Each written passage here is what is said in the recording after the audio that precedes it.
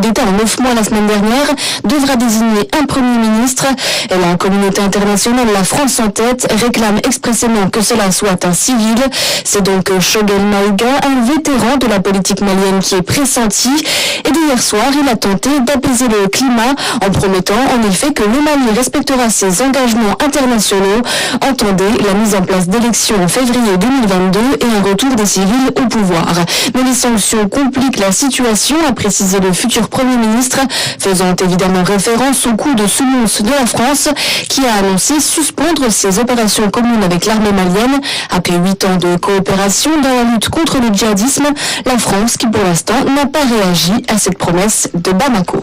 Marine Henriot. Au moins 14 personnes tuées hier soir dans une nouvelle attaque au Burkina Faso. Des individus armés non identifiés ont pris d'assaut un village du nord du pays. Des opérations de ratissage pour retrouver ces assaillants sont actuellement menées par l'armée qui porte aussi assistance aux populations. Il y a une semaine, 2 autres attaques avaient eu lieu dans la même zone. À la une de l'actualité vaticane, ce samedi, le pape François a reçu ce matin une délégation du projet Policoro, une structure mise en place il y a 25 ans par la conférence épiscopale italienne pour encourager le travail des jeunes dans le sud de l'Italie.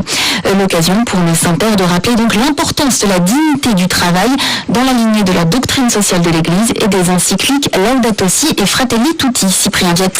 Oui, le pape François a articulé son intervention autour de 4 verbes. Tout d'abord, animer, c'est-à-dire donner une âme.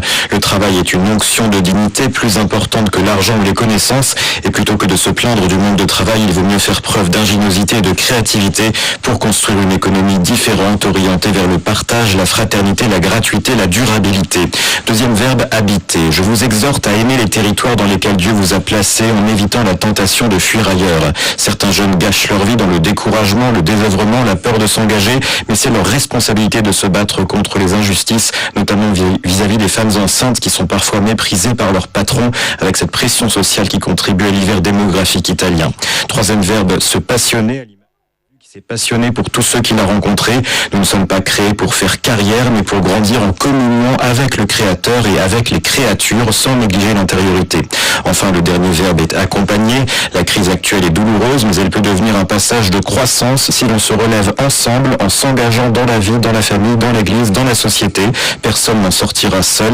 Si nous restons seuls, nous resterons dans le labyrinthe de la crise, avertit le pape avec fermeté. Merci beaucoup Cyprien Viette. Un nouveau nonce apostolique nommé au Canada, le pape François a désigné ce samedi Monseigneur Ivan Murković à ce poste. Ce diplomate slovène était jusqu'à présent observateur permanent du Saint-Siège auprès des institutions internationales à Genève. Et puis je vous signale cette messe du Saint-Père demain 17h30 dans la basilique Saint-Pierre pour la solennité du corps et du sang du Christ Corpus de minuit. Ainsi se referme cette édition. Merci beaucoup de l'avoir suivi. Vous retrouverez Marine Henriot ce soir à 18h pour un nouveau tour du monde des actualités internationales et religieuses. Beau samedi. Le journal de Radio Vatican est à réécouter quand vous le souhaitez sur le site rcf.fr ainsi que sur l'application RCF.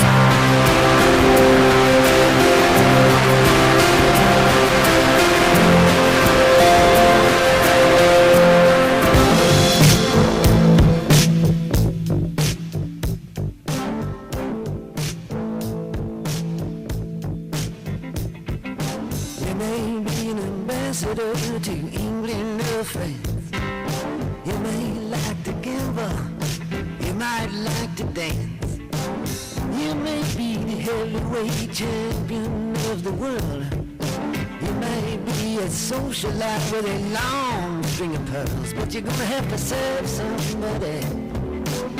Yes indeed, you're gonna have to serve somebody. Well, it may be the devil or it may be the Lord, but you're gonna have to serve somebody. Maybe a rock and roll like prancing on the stage, many birds at your command, women in a cage. You may be a businessman or some high degree. Bienvenue dans ce direct spécial Église ouverte de ce 5 juin 2021. C'est un grand moment. Nous recevons plein d'invités dans nos émissions cet après-midi. Et à tout Seigneur, tout honneur, à tout Monseigneur, tout honneur. Monseigneur Warin est dans le mur pour parler de sa lettre pastorale Ducit Altum. Bienvenue dans nos studios à RCF Belgique, Monseigneur. Merci beaucoup, Monsieur Mertens. On vous reçoit avec beaucoup de plaisir et vous aviez tenu à nous parler de cette lettre que vous adressez aux acteurs pastoraux, aux personnes consacrées et finalement à tout le monde, en tout cas à beaucoup de gens, tous les baptisés du diocèse de Namur. Tout à fait. Nous vous écoutons. Je voudrais donc proposer succinctement les 4 propositions pastorales que je fais donc dans cette lettre et qui sont adressées bien entendu à tout qui le souhaite dans le diocèse. Je vais commencer par parler de la première, engendrer des communautés pleinement chrétiennes et qui fassent signe au monde. Dans son exhortation apostolique Evangelii Gaudium, la joie de l'Évangile, le pape François souligne que l'action missionnaire est le paradigme, il faut entendre par là le modèle de tout âge de l'Église, et qu'il est nécessaire de passer d'une pastorale de simple conservation à une pastorale vraiment missionnaire. Le pape appelle les communautés à être en sortie, c'est-à-dire à vivre non pas tournée vers elle-même, mais vers le monde. Du reste, l'Église n'existe pas pour elle-même, elle est pour le monde.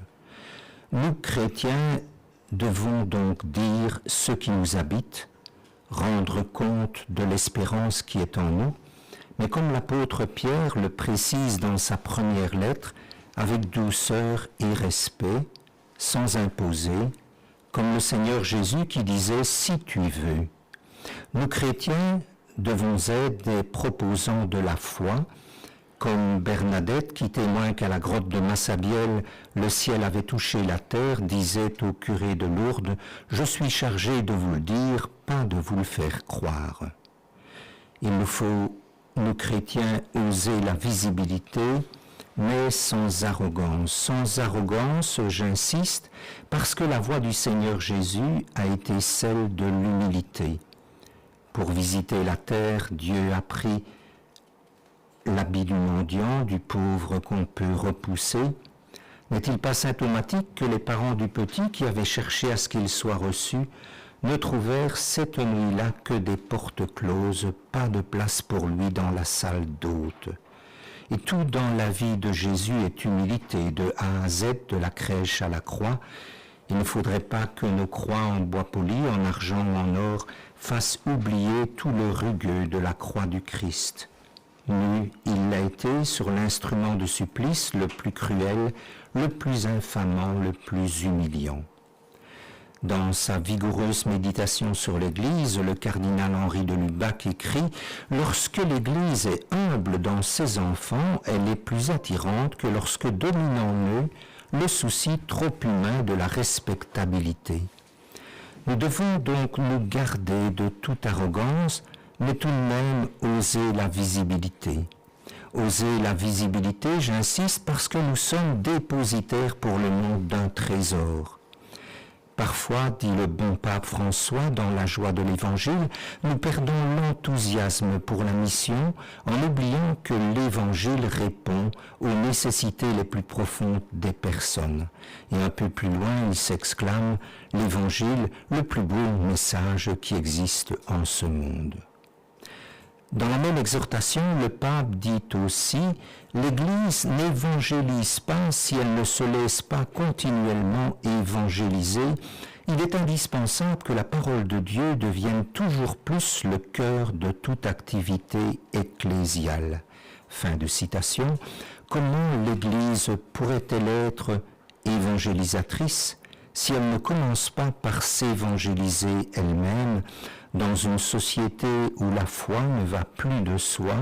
Pour être contagieux, il s'agit de vivre sa foi de manière effective, de s'approprier pleinement le message que nous avons reçu.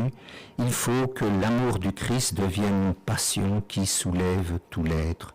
J'appelle donc les communautés du diocèse à être pleinement chrétiennes et par là de faire signe au monde. Telle était ma première proposition pastorale. C'est une belle proposition. Oser, c'est toujours... le chrétien serait-il trop timide actuellement? Oui, j'ai l'impression que parfois nous manque péchons. d'audace. Oui, tout à fait. On manque d'audace. Tout à fait. On va essayer d'y remédier alors. Exactement. Voilà. Allez-y. Oui, je passe à la deuxième proposition pastorale, être plus attentif aux pauvretés et grandir en miséricorde. Lorsqu'il fut appelé à être évêque, celui qui allait devenir le pape François a choisi comme devise « Miserando atque eligendo », ce qui peut se traduire avec des yeux de miséricorde. Et tous, nous avons encore en mémoire l'année de la miséricorde qu'il a promue.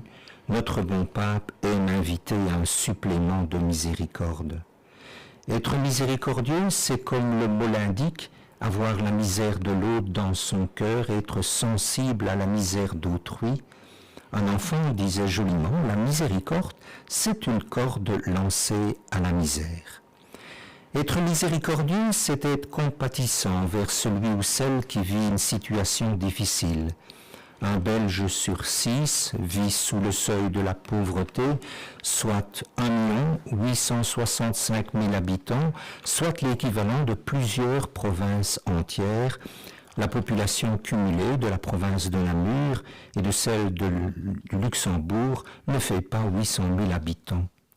Et au pourcentage qu'on lit dans le rapport sur la pauvreté en Belgique, il faut ajouter les milliers, peut-être plus de 200 000 personnes qui ont contracté le virus de la pauvreté au cours de la pandémie du Covid-19. Il faudra aussi trouver un vaccin contre la pauvreté. Être miséricordieux, c'est être compatissant envers les nations qui sont moins bien loties que la nôtre.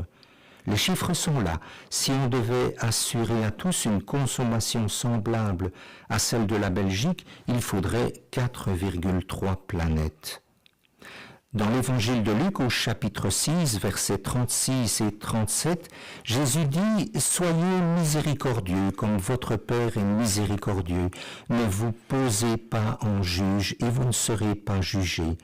Ne condamnez pas et vous ne serez pas condamnés. Acquittez et vous serez acquittés. » Être miséricordieux, c'est aussi renoncer à pointer un index impitoyable en direction de quelqu'un, parce qu'alors faites le geste et vous vérifierez que c'est vrai, il y a 3 doigts dirigés contre vous.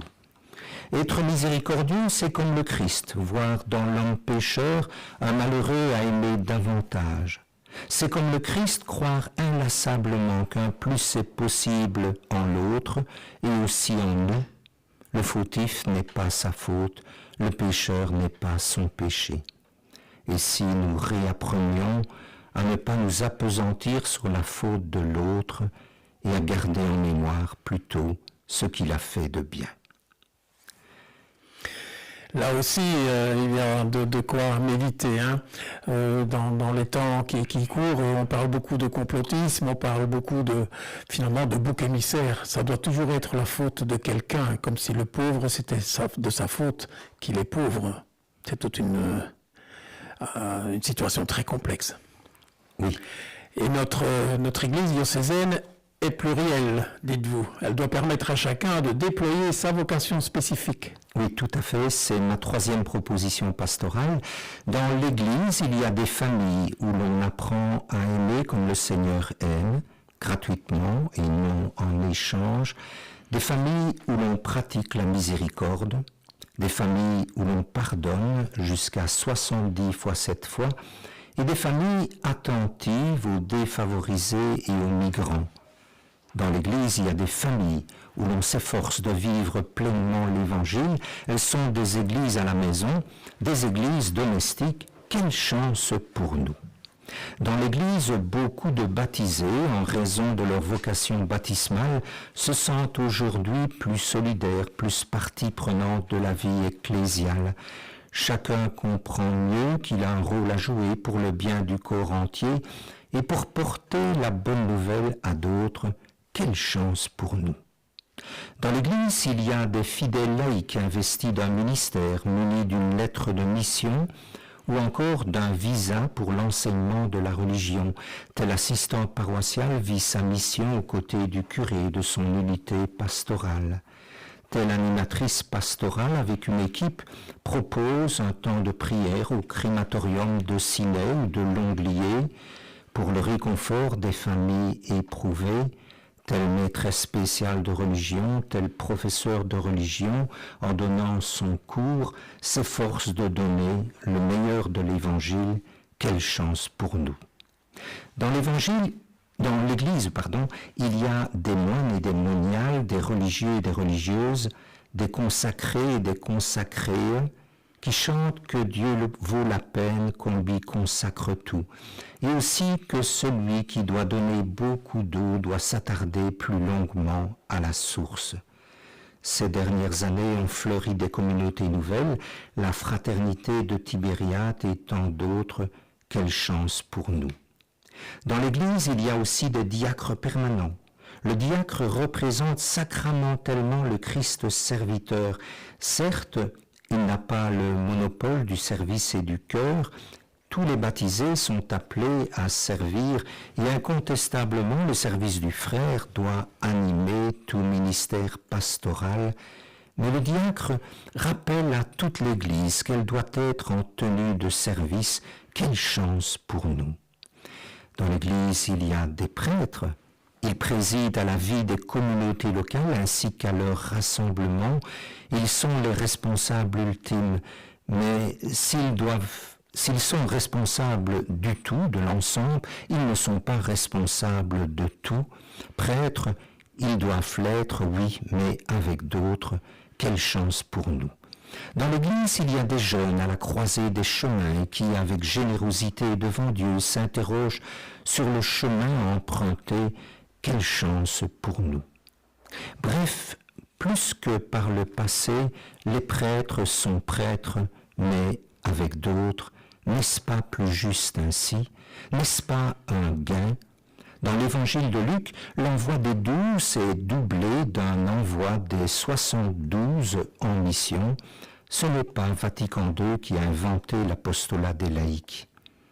Mais l'émergence bonne, heureuse, d'autres acteurs dans l'Église, d'autres instrumentistes dans le concert pastoral constitue en même temps un défi pour le diocèse et l'évêque. Il s'agit de faire jouer tout le monde ensemble, de laisser chanter le rossignol qu'il y a en chacun, de permettre à chacun et chacune de déployer sa vocation spécifique. Eh bien, c'est une chance, mais aussi un défi, tout cela. Et pour le réaliser, il faut des bras. Il faut appeler les gens à venir consacrer une partie ou l'entièreté de leur vie. Il faut favoriser l'évocation du prêtre et du consacré. Ce sera le 4e point, je pense, de votre lettre. Tout à fait. Le 27 juin prochain, en l'église cathédrale, j'ordonnerai un nouveau prêtre, un seul.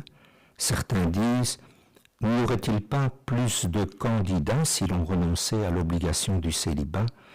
Ne faudrait-il pas un autre type de prêtre? Permettez-moi de souligner ici que le célibat est bien davantage qu'une obligation. Se consacrer pour toujours et exclusivement à la cause divine, n'est-ce pas la réponse qui convient plutôt quand le Seigneur appelle ainsi: viens, laisse tout et suis-moi? Je dis la réponse qui convient plutôt, car on ne peut exclure absolument l'ordination de viri probati d'hommes mariés aux qualités éprouvées. Et je lance un vibrant appel dans le diocèse pour que les vocations de prêtre, de diacre, de consacrés soient favorisées. Favorisées par qui? Je réponds par tous. Car c'est toute l'Église qui doit être appelante. La pastorale des vocations ne peut être mise en œuvre par quelques-uns seulement, les membres du service des vocations, si dévoués soient-ils. Elle ne peut être réglée, autrement dit, par sous-traitance. il convient qu'elle devienne une action chorale de toute la communauté chrétienne. Mais comment pourrions-nous appeler au ministère de prêtre, indispensable pour la vie de l'Église, si pour nous ces contours sont flous? Il importe que dans l'Église, nous découvrions mieux l'identité et la beauté du ministère ordonné. Dans et pour l'Église, le prêtre représente sacramentellement, c'est-à-dire de manière visible et efficace, le Christ. Cela le configure de manière particulière à son Seigneur, à ce point que quand il donne l'absolution, le prêtre ne dit pas « le Christ te pardonne », mais « je te pardonne ». Il importe que le prêtre vive dans la conscience que le Christ l'habite de manière particulière, et il importe que du prêtre, on découvre mieux la dimension sacramentelle mystique. Eh bien, nous espérons et nous souhaitons que cette lettre avance en eau profonde, trouvera écho chez tous les fidèles du diocèse de Namur, qui est c'est le plus grand en surface de notre pays. Oui. Deux provinces quand même. 26% du territoire belge, mais c'est le moins peuplé, c'est un peu moins de 800 000 habitants. Oserais-je dire que c'est un des plus beaux? C'est le plus beau. Merci Monseigneur. Merci. Alors je propose qu'on poursuive en musique. On va découvrir un groupe de rock chrétien qui s'appelle Sens Unique, un groupe originaire de Haute-Garonne qui s'est fondé dans le courant des années 2000 et qui se sont donné comme objectif de porter le message de la foi par la musique et par le chant. Le groupe a participé à de nombreux festivals et puis fait de la musique également. En 2017, le groupe publie son 4e album avec le titre « Voir s'ouvrir la mer ». C'est la plage titulaire de cet album.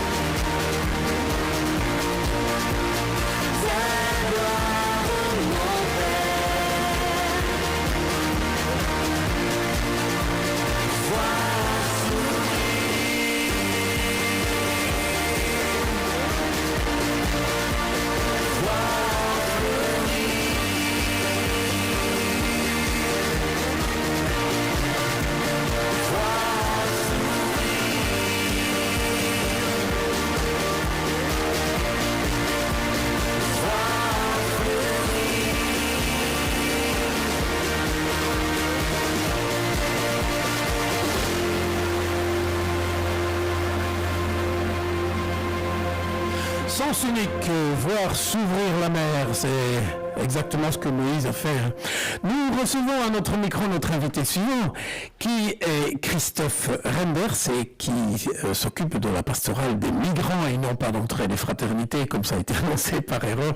Bon, on n'a rien contre entraide des fraternités. Absolument pas. Que du contraire. Ils nous soutiennent aussi. L'ensemble soutient aussi notre action régulièrement. Mais donc, la pastorale des migrants, ça ne doit pas être simple par les temps qui courent. Oui. Peut-être juste précision, je ne suis pas responsable de la pastorale des migrants, je suis le coordinateur du centre des immigrés Namur-Luxembourg. C'est déjà pas mal. C'est déjà pas mal, et c'est vrai que ça vient de la pastorale des migrants. Le centre des immigrés Namur-Luxembourg, il descend de l'aumônerie diocésaine des étrangers qui avait été créée par Monseigneur Charru en 1964. Quand même déjà. Oui, en plein milieu du Concile Vatican II, où le Concile invitait l'Église à s'ouvrir, et donc à s'ouvrir aussi aux frères de différentes cultures. Et à ce moment-là, il y avait beaucoup d'Italiens, beaucoup de Polonais, beaucoup d'Espagnols, des Européens, des catholiques qui étaient présents à Namur. Et puis progressivement, le visage de l'immigration, il a changé. On a eu nos amis marocains qui sont arrivés, nos amis turcs qui sont venus aussi travailler dans les mines, dans les entreprises. Et puis progressivement, on a vu arriver aussi tous ceux qui sont venus demander l'asile en Belgique. Et aujourd'hui, les personnes que nous accompagnons, elles sont de différentes cultures, de différentes nationalités, de différentes religions. Et nous les accueillons à la fois ici à Namur et en province de Luxembourg. Sur le terrain, Christophe, comment ça se passe? Sur le terrain, ce que nous vivons, nous, c'est un accueil social et juridique de ces personnes. Donc le Centre des immigrés Namur-Luxembourg, il s'est spécialisé dans l'accompagnement socio-juridique des personnes étrangères. Une personne étrangère qui arrive en Belgique, bien souvent, elle n'a pas encore de titre de séjour. Et donc la plupart d'entre eux arrivent via la voie de la demande d'asile. C'est des personnes qui fuient leur pays en raison de persécutions, en raison de difficultés, en raison de discrimination dans leur pays, en raison de la guerre dans leur pays, et qui viennent demander une protection à la Belgique, qui sont souvent accueillis dans des centres d'accueil pour demandeurs d'asile. Les faits d'asile, les fameux faits d'asile. Les centres de faits d'asile, les centres de la Croix-Rouge.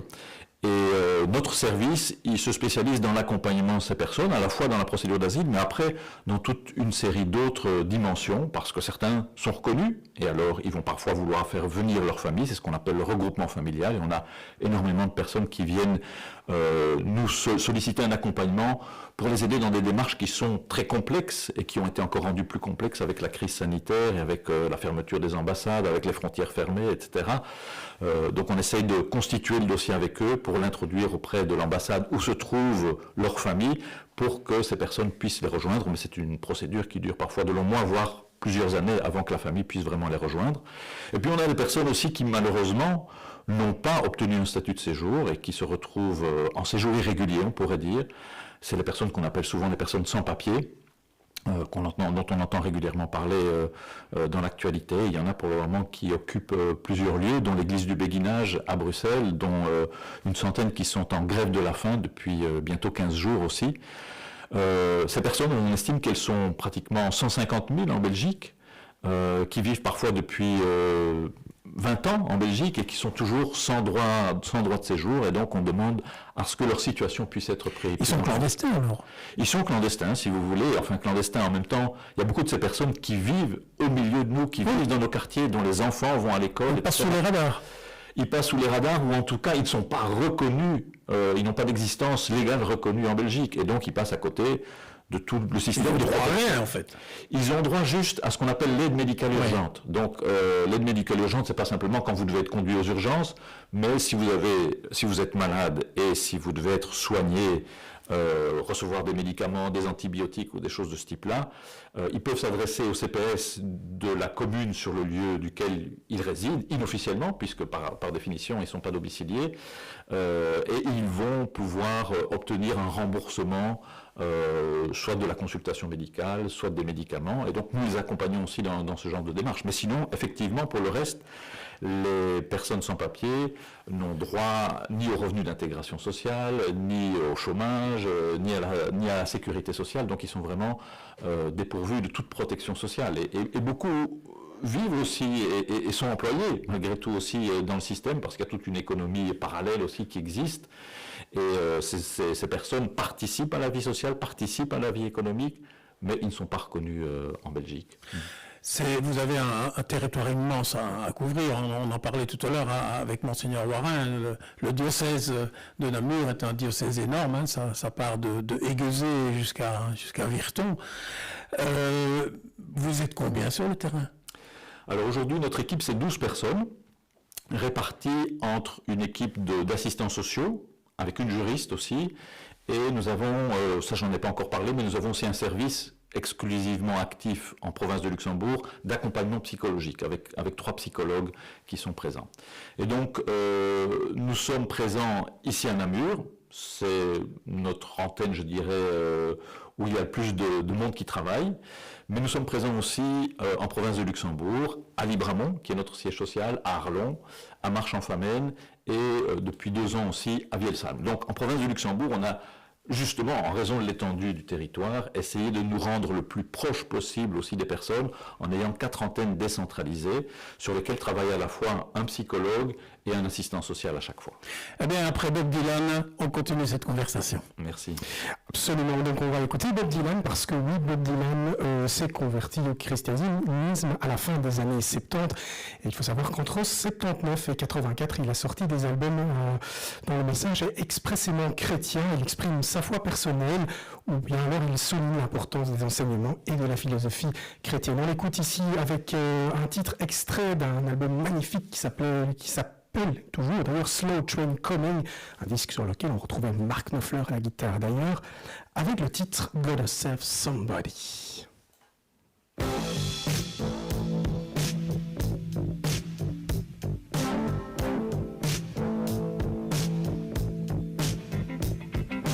You may be an ambassador to England or France. You may like to gamble, you might like to dance. You may be the heavyweight champion of the world. You may be a socialite with a long string of pearls, but you're gonna have to serve somebody. Yes, indeed, you're gonna have to serve somebody. Well, it may be the devil or it may be the Lord, but you're gonna have to serve somebody. Maybe a rock and roll like prancing on the stage. Money plugs at your command, women in a cage. You may be a businessman or some high degree thief. They may call you doctor, or they may call you chief, but you're gonna have to serve somebody. Yes, you are, you're gonna have to serve somebody. Well, it may be the devil or it may be the Lord, but you're gonna have to serve somebody. Serve somebody. You may be a state trooper, you might be a young Turk, maybe the head of some bigger TV network. You may be rich or poor, you may be blind or lame, maybe living in another country under another name, but you're gonna have to serve somebody. Yes, you are, you're gonna have to serve somebody. Serve somebody. Well, it may be the devil, or it may be the Lord, but you're gonna have to serve somebody. Serve somebody. Maybe a construction worker working on a home. Might be living in a mansion, you might live in a dome. You may own guns and you may even own tanks. You may be somebody's landlord, you may even own banks, but you're gonna have to serve somebody. Yes, you're gonna have to serve somebody.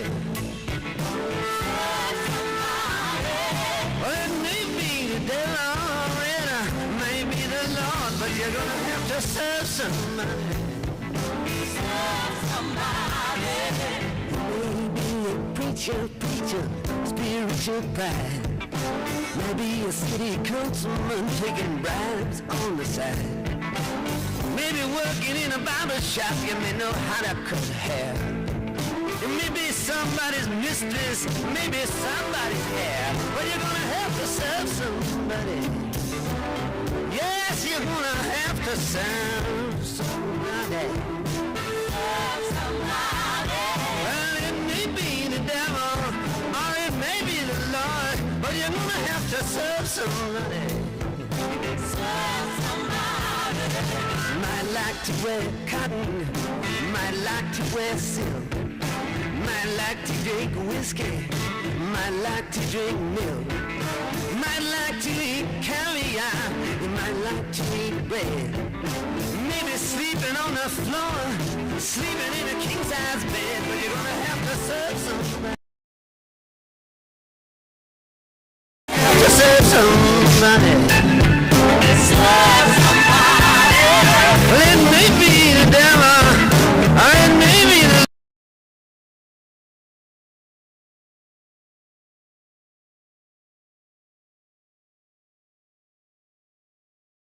call me Timmy, you may call me Bobby, or you may call me Zimmy, you may call me RJ, you may call me Ray, you may call me anything, no matter what you say, you're still gonna have to serve somebody. Serve somebody. Yes, you're gonna have to serve somebody. Serve somebody. Well, it may be the devil, and it may be the Lord, but you're gonna have to serve somebody.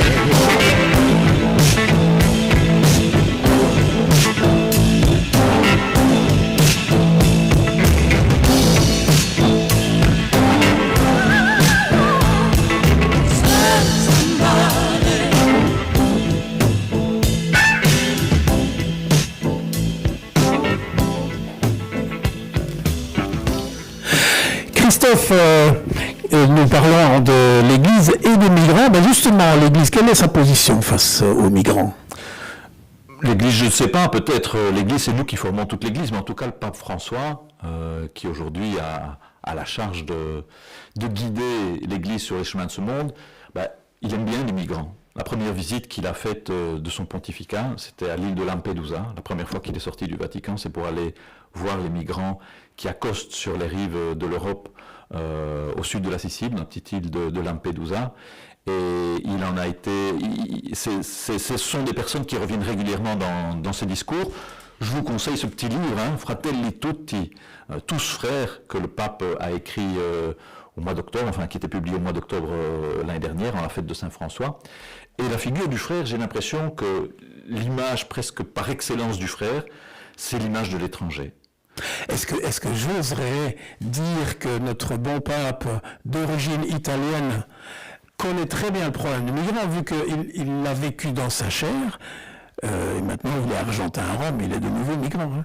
Effectivement, c'est un homme qui a traversé 2 fois l'Atlantique, même si c'est plutôt ses parents qui ont traversé l'Atlantique. En l'occurrence, il a vécu la situation. Tout à fait, il connaît bien le monde de la migration, il le vit très, très, très profondément, puisqu'effectivement il est d'origine italienne, mais ses parents ont émigré en Argentine, et que lui-même aujourd'hui, c'est un pèlerin sur la terre aussi, et l'image des étrangers, elle est souvent utilisée dans l'écriture aussi comme étant une image de ce que doivent être les croyants. Par exemple, la lettre aux Hébreux dit, quand il parle d'Abraham, quand il parle des patriarches, d'Abraham qui a quitté sa terre pour une patrie meilleure, et qui est un petit peu comme le symbole du croyant, de celui qui a mis sa foi en Dieu, et qui sait qu'il y a un autre meilleur qui l'attend et vers lequel il tend, et il dit, voilà, nous sommes des étrangers de passage sur cette terre. Nous-mêmes, cette terre, elle ne nous appartient pas. Et le bout de terre sur lequel, finalement, nous sommes nés, il ne nous appartient pas. C'est par des constructions politiques et géopolitiques que finalement les nations se sont créées. C'est important que chaque nation, que chaque culture puisse exister. Le pape François le dit lui-même. Il ne s'agit pas non plus de faire une sorte de méga culture globale, mais en même temps, on ne peut pas on peut pas oublier ou fermer les yeux sur les inégalités qui existent sur cette planète, et que les migrations, elles sont à la fois le signe d'une inégalité, et donc il faut travailler peut-être pour que chaque personne puisse vivre dignement dans son propre pays, mais qu'en même temps des migrations, il y en aura toujours, et l'humanité elle-même vient des migrants. Nous sommes tous migrants, on sait qu'on vient tous de l'Afrique et qu'on a peuplé la planète tout entière, et qu'il y a quelque chose dans notre destinée humaine, et dans notre destinée croyante, comme je le disais aussi, qui nous pousse à aller ailleurs. Et le pape insiste pour montrer que l'émigration, c'est aussi une chance, c'est un défi. Hein, il ne faut pas se fermer les yeux, accueillir les personnes étrangères. Il ne suffit pas de dire ouvrons les portes et tout va bien se passer. Non, il s'agit vraiment de rentrer dans une dynamique de rencontre, dans une dynamique d'intégration. Hein, et quand on parle d'intégration, il ne s'agit pas seulement que les migrants, que les étrangers s'intègrent dans notre société. Bien sûr, on leur demande de faire un effort pour cela, mais si toutes les portes sont fermées, leur effort, il va être vain. Et donc, l'intégration, c'est un processus qui concerne l'ensemble de la société. Et l'Église, je pense, comme partie de cette société, comme cellule de cette société, a vraiment un rôle très très important à jouer pour développer une culture de l'hospitalité. L'Église est de toute façon un moteur dans la société. Elle doit l'être pour inspirer les valeurs de l'Évangile, et je pense qu'une des grandes valeurs de l'Évangile, c'est l'hospitalité précisément. Je suis frappé quand Jésus envoie ses disciples en mission, hein, il leur dit « Allez annoncer l'Évangile ». Et dans toute maison où vous entrez, et là où on vous offrira l'hospitalité, restez-y. C'est comme si l'hospitalité était le signe du royaume de Dieu que les disciples annoncent. Et je pense qu'effectivement, cette dimension de l'accueil de l'autre, cette dimension des portes ouvertes, c'est une dimension, c'est une image magnifique de ce que doit être le royaume de Dieu.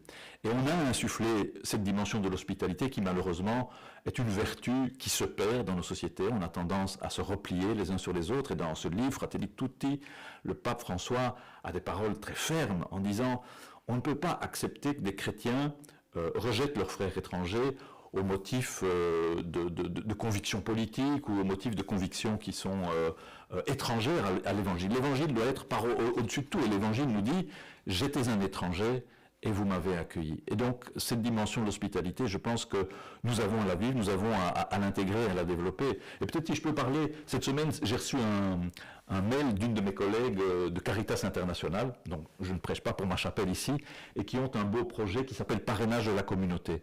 Il s'agit de familles qui ont été, pour lesquelles on a créé des corridors humanitaires pour qu'ils puissent venir sans vivre tous les traumas de la route de l'exil, parce qu'aujourd'hui, non seulement les gens quittent en raison de problèmes dans leur pays, mais en plus, sur la route de l'exil, ils sont maltraités, ils se tombent sur des requins, ils sont exploités.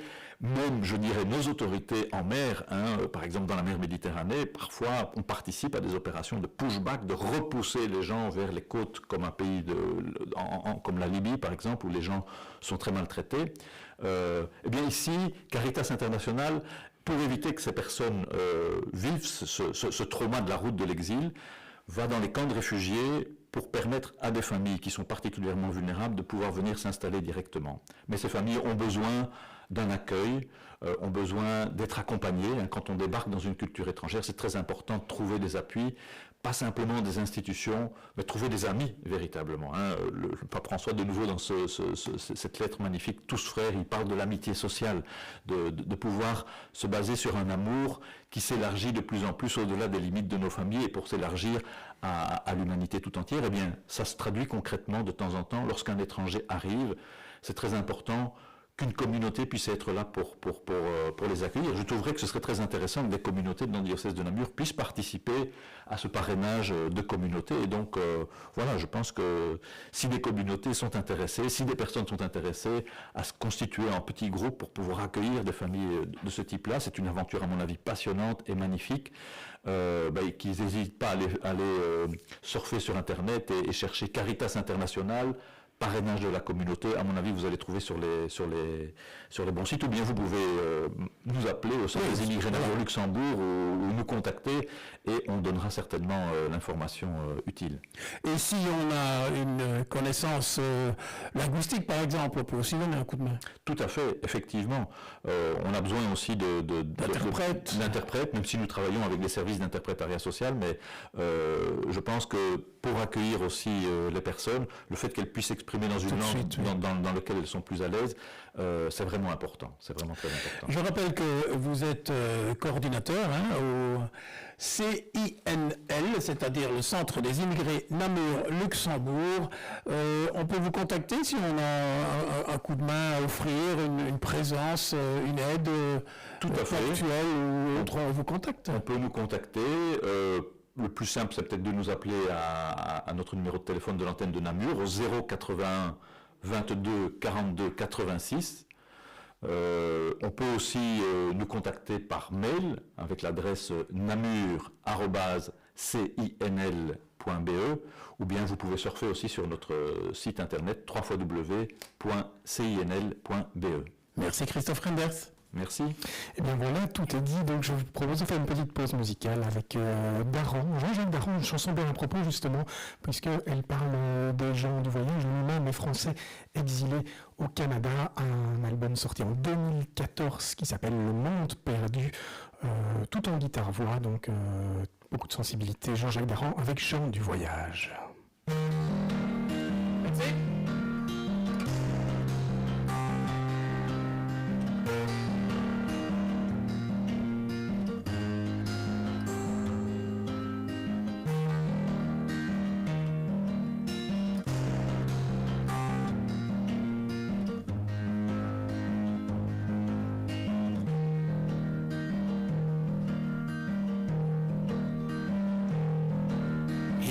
Sur l'autoroute, y a vu sur terrain vague, y a vu sur le ferroviaire, béton, plastique et tag, y a vu d'en bas,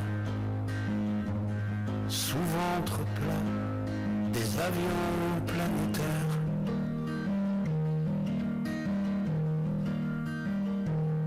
Y a vu sur station balnéaire, l'océan, le grand air, qui s'étale en affiche. Y a vu sur notre époque de briques de broc, qui jamais ne doute et constamment triche. Tourne la tête, lève les yeux, y a vu sur tout ce qui se fait de mieux.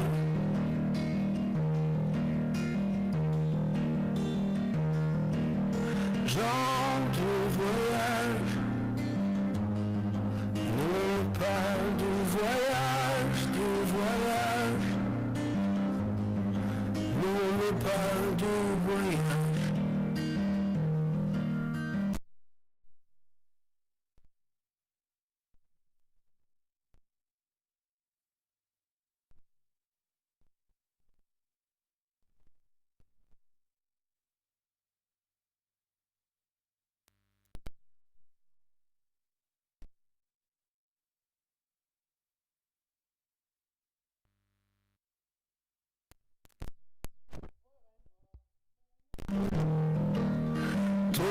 Tête, lève les yeux, y a vu surtout ce qui se fait de mieux.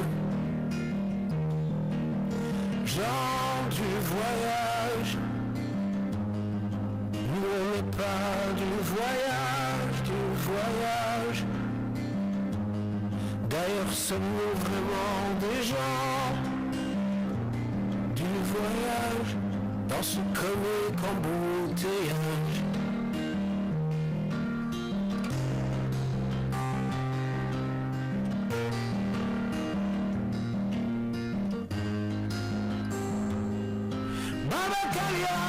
Se dresse, bien droite sur son pliant. Elle ne connaît pas son adresse, ni ses identifiants. Sa tente qui s'ouvre en 2 secondes ne se refermera jamais.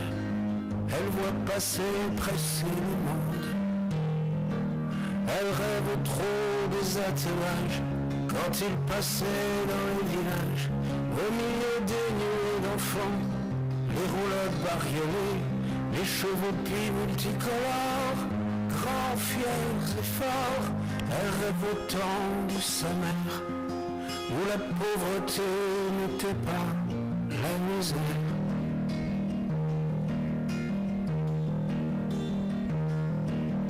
Gens du voyage, nous on n'est pas du voyage.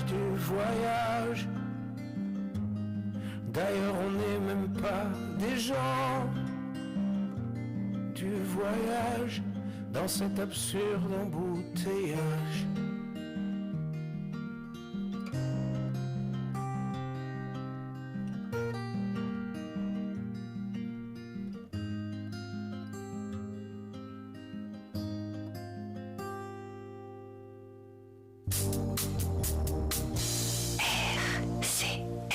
Vous êtes toujours sur RCF Sud Belgique, comme vous venez de l'entendre avec ce jingle, et nous recevons dans notre émission, nous partons voyager, nous recevons l'abbé Dominique Yanogo qui normalement devrait m'entendre. En effet, je vous entends, bonjour. Bonjour Dominique, dites-nous, vous êtes dans quel pays ? Présentement, je suis donc à Abidjan, en Côte d'Ivoire. Et vous êtes burkinabé. C'est exact, je suis de Ouagadougou, originaire donc de Ouagadougou. Je suis en mission, je suis à l'université catholique à Abidjan. Votre travail là-bas, c'est ? Donc, je suis enseignant en communication. Je suis le directeur de l'Institut supérieur de communication à l'université catholique de l'Afrique de l'Ouest, unité d'Abidjan. Voilà. Et vous connaissez bien Namur ? Ah, j'ai eu le bonheur de connaître Namur, d'entrer dans vos studios il y a déjà quelques années, parce que j'avais un référent dans les parages, et donc je suis allé le voir, et puis on a eu le bonheur de voir le studio.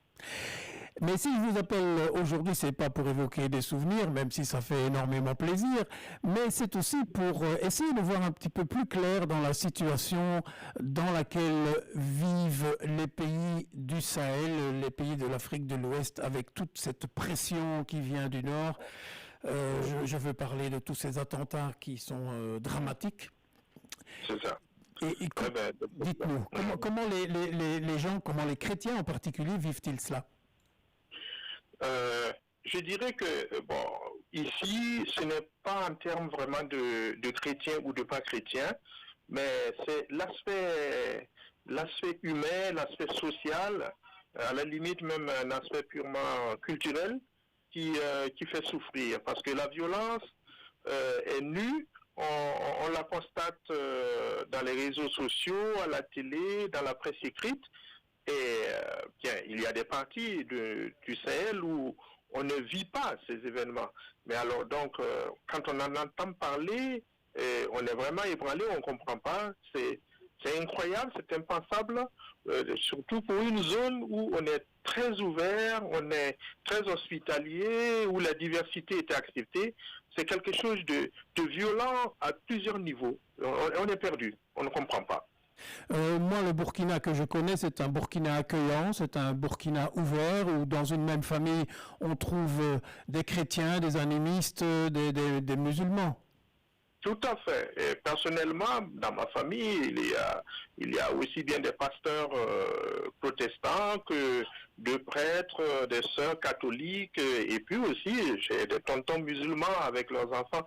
Et donc effectivement, voilà, nous vivons ensemble bien, et voilà que on utilise, c'est là peut-être la nuance que je voudrais apporter, lorsque l'on parle effectivement de terrorisme, on parle d'une partie de la population qui serait musulmane et qui imposerait sa vision de l'islam aux autres.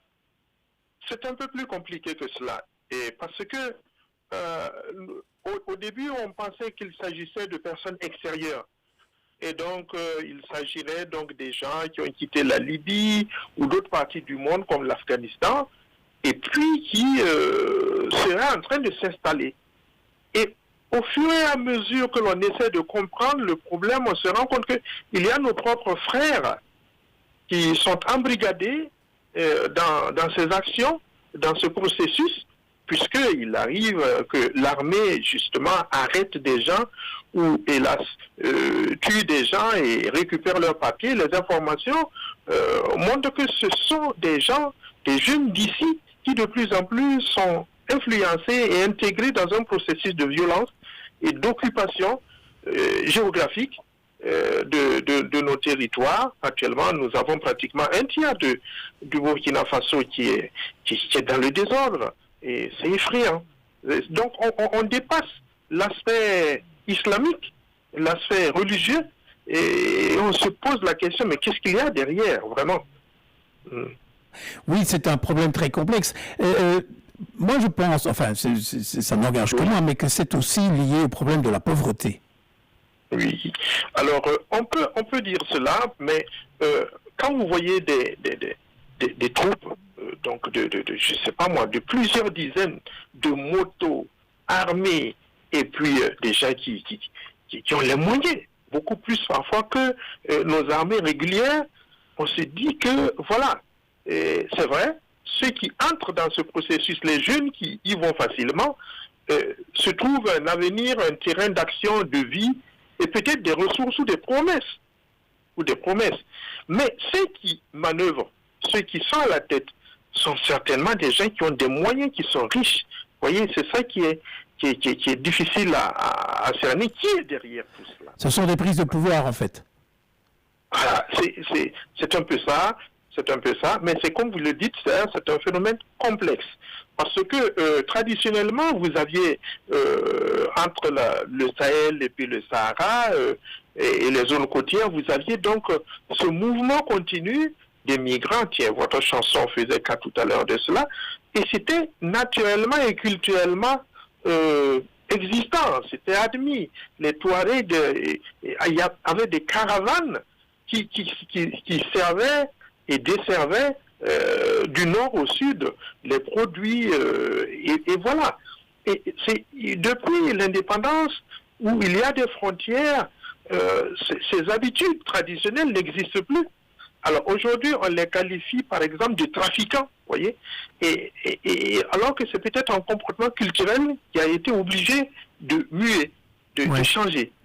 Et comme ils ne sont pas de notre religion, il y a une forme de stigmatisation, nous ne les connaissons pas, et eux, petit à petit, ont dû s'affirmer en disant, écoutez, maintenant c'est notre tour, puisque nous avons des sources de financement et d'armement, à notre tour d'imposer ce que nous pensons, ce que nous vivons et aux autres. Et donc ça fait beaucoup d'incompréhension, je pense. Et voilà un peu comment je perçois les choses, une évolution, parce que les musulmans qui vivent avec nous non plus ne comprennent pas et n'acceptent pas ce qui se fait. Donc vous voyez. Oui, c'est très complexe. Très complexe.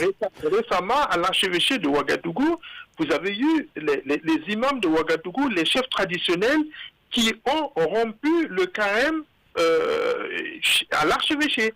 Ils ont partagé ensemble le repas du soir avec l'archevêque pour montrer notre désir de cohésion et de vivre ensemble. De solidarité.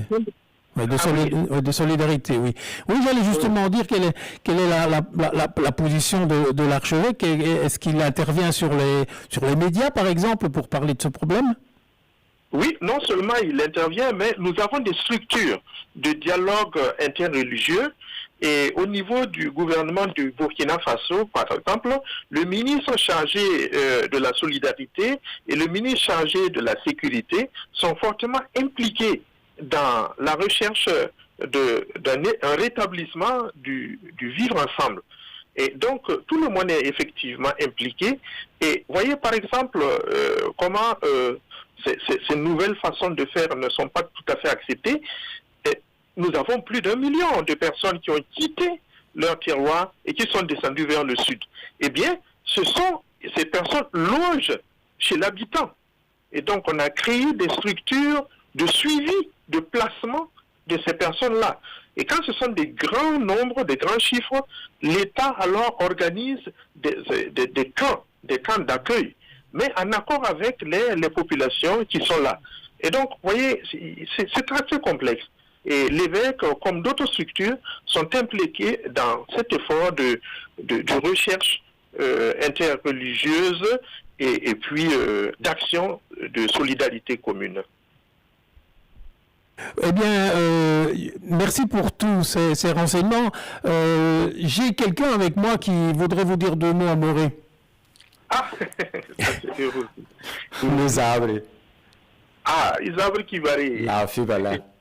D'accord. Benere. On a fait Panga. Ami. Ah ben là, on est un petit peu déphasés, nous. Hein. Vous vous êtes dit quoi? Le premier, il a dit bonsoir. Ça, j'ai entendu. Alors, moi, j'ai dit que le Seigneur nous donne la force de bien faire. Eh bien, c'est magnifique. Ce sera le mot de la fin. Merci d'être intervenu dans notre émission et bonne chance à Abidjan. Peut-être un jour chez nous en Belgique. Ah ben pourquoi pas, à la grâce de Dieu. Merci, à bientôt. Bonne suite à vous.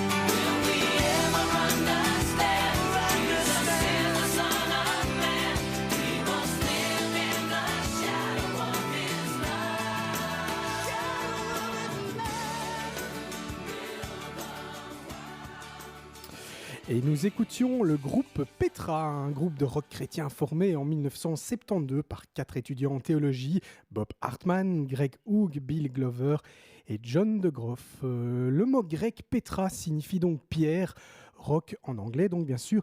Le nom du groupe revêt un double sens, c'est une allusion au genre musical, à savoir le rock, mais aussi à Jésus-Christ, la pierre angulaire de la foi selon la Bible. Et on les écoutait en 1997 avec le titre We Need Jesus. La suite en musique, on reste dans le rock chrétien en français cette fois-ci avec le groupe Impact qui est désormais un des groupes incontournables de musique chrétienne francophone.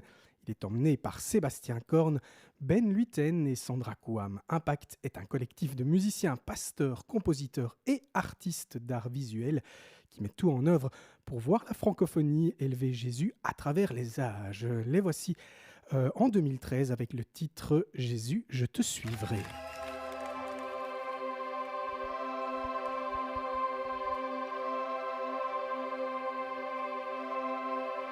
Dans la joie quand le soleil m'inonde, sur les monts où ta présence abonde.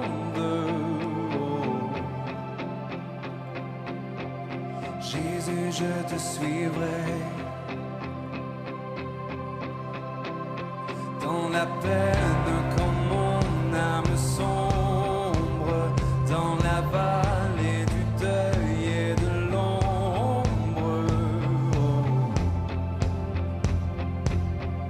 Jésus, je te suivrai. Car tu es mort pour moi.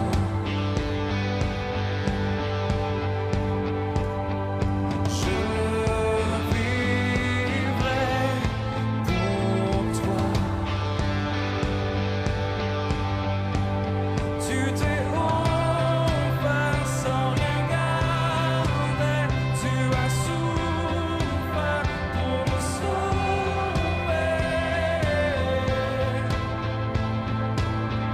Jésus, je te suivrai. Je t'aimerai plus que la vie. Te servirai malgré le prix. Oh. Jésus, je te suivrai.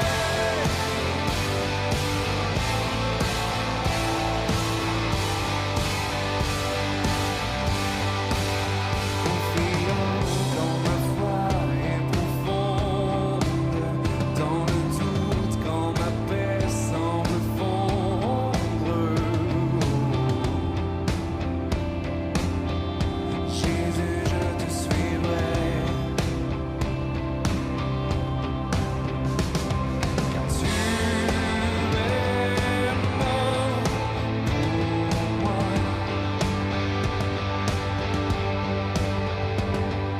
Je vivrai pour toi.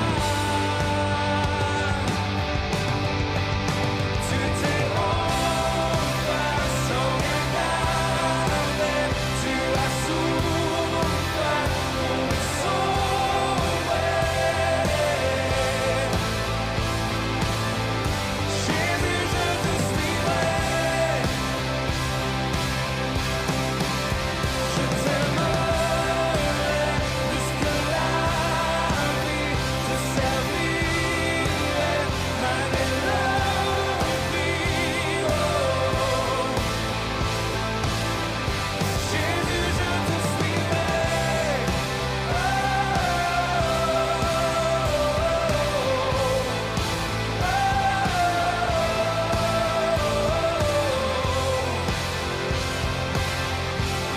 Jésus, je te suivrai.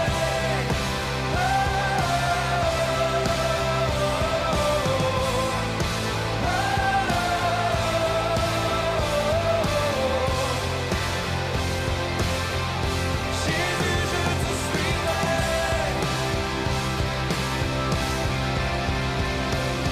Tu es mort pour moi.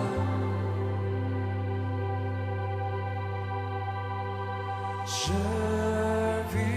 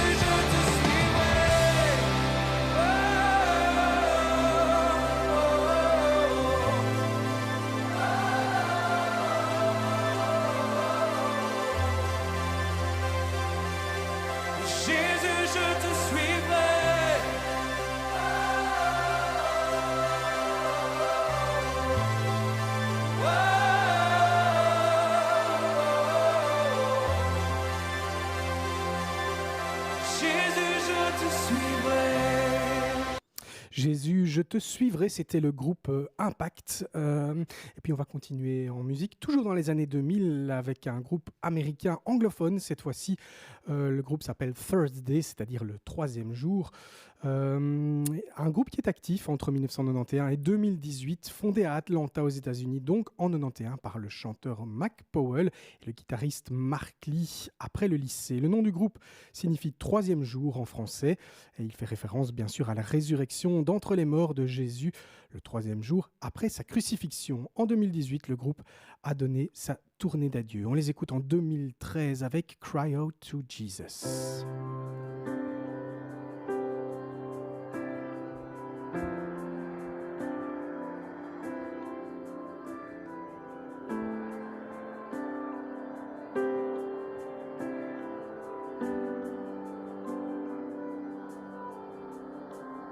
To everyone who's lost someone they love long before it was their time, you feel like the days you had were not enough when you said goodbye.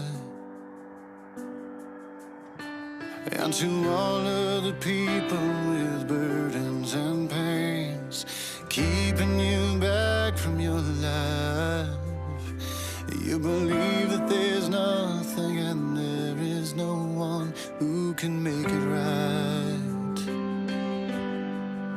And there is hope for the helpless, rest for the weary, and love for the broken heart. And there is grace and forgiveness, mercy and healing. He'll meet you wherever you are. Cry cry out to Jesus.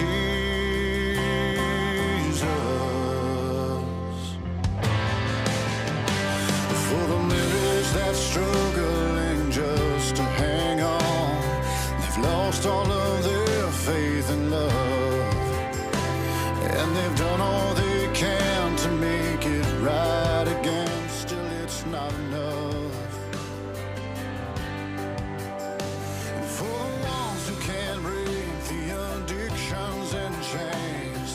Try to give up, but you come back again.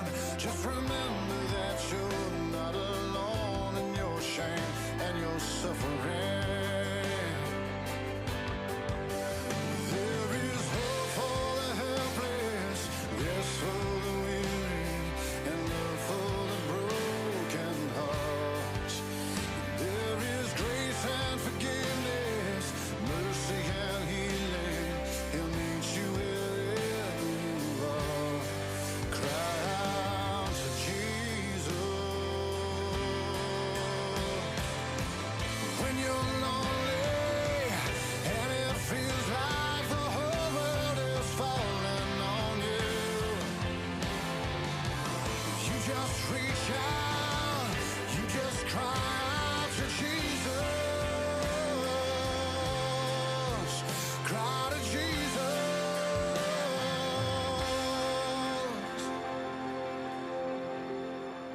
To the widow who suffers from being alone, wiping the tears from her eyes, and for the children around the world without a home, say a prayer tonight. There is hope for the helpless, rest for the weary, and love for the broken heart. There is grace and forgiveness, mercy and healing. He'll meet you wherever you are. There is hope for the helpless, rest for the weary, and love for the broken heart. There is grace and forgiveness, mercy and healing. He'll meet you wherever you are. Cry out to Jesus. Cry out to Jesus. Cry Out to Jesus, c'était 23rd Day, Third Day, c'est un groupe qui chante en anglais. Olivier l'a sûrement annoncé. Ça sonne comme un groupe américain. En tout cas, bonjour Isabelle. Bonjour Théo. Dis-moi, Isabelle Messin. Isabelle Messin, vous représentez la catéchèse au diocèse de Namur. Absolument. À notre micro, en tout cas. Voilà. Moi, quand j'étais gamin, on appelait ça le catéchisme. Ah, ça a un petit peu changé. Ah ben, je m'en doute. Voilà. Donc, la catéchèse englobe le catéchisme. On n'a pas renié tout ce qui nous vient du passé et les contenus de la foi sont toujours très présents dans la catéchèse.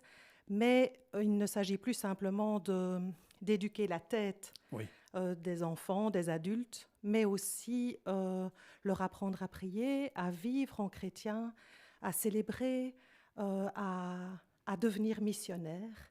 Et donc la catéchèse, en fait, englobe des domaines plus larges que le contenu de la foi. Alors il y a la catéchèse que l'on connaît paroissiale, préparation aux communions, etc., aux sacrements.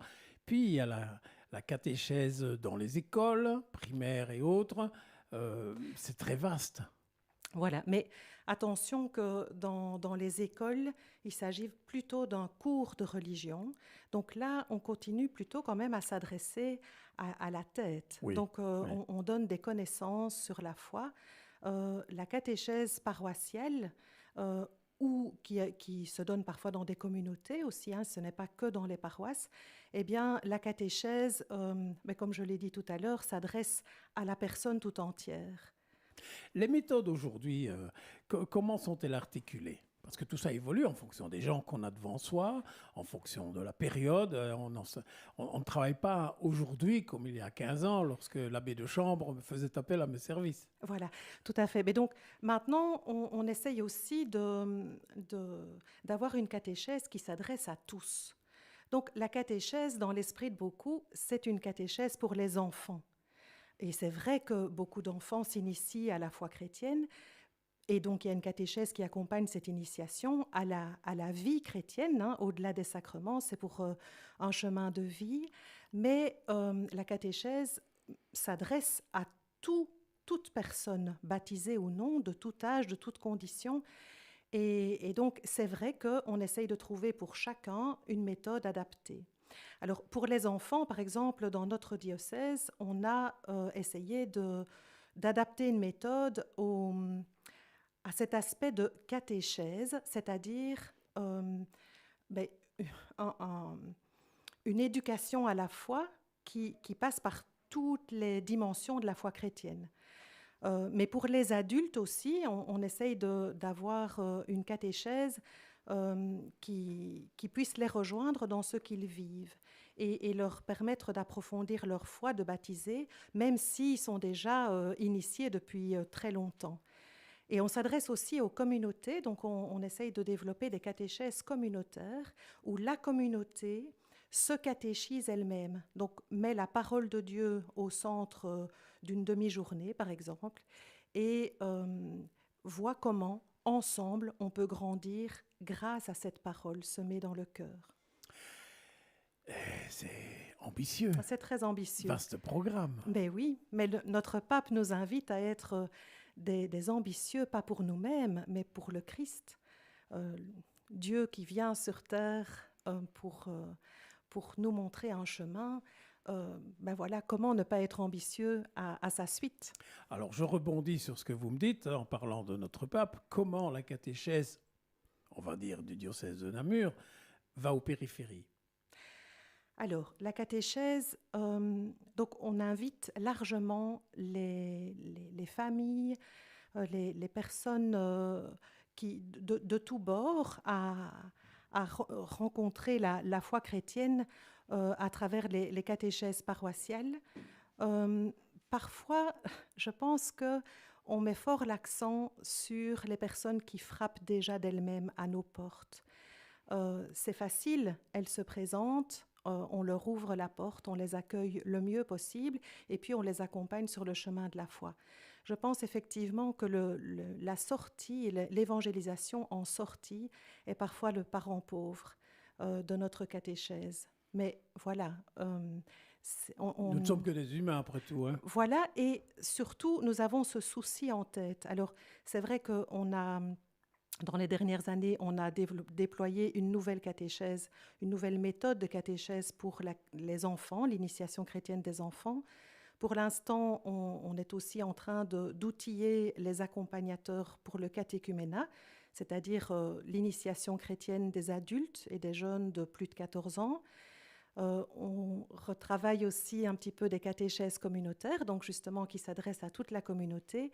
Mais c'est vrai que la question de la catéchèse des périphéries reste une question qui nous tient fort à cœur. Et donc même si pour l'instant on ne s'y est pas encore beaucoup attardé, eh bien c'est un de nos projets.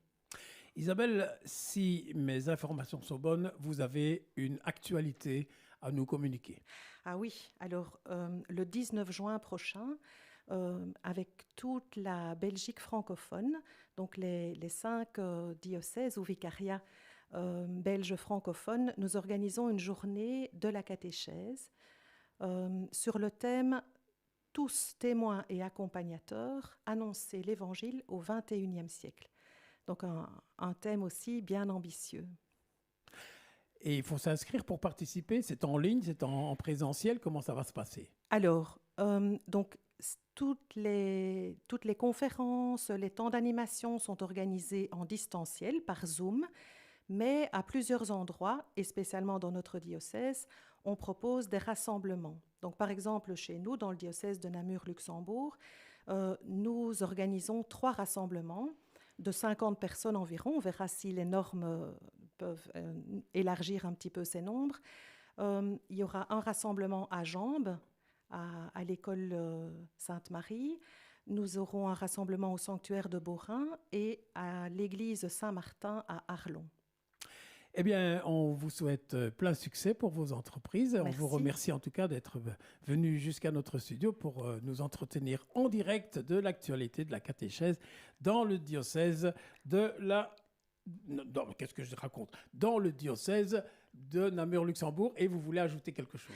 Oui, je voulais aussi dire que nous avons un site internet que tout le monde peut venir consulter avec certainement... intérêt, et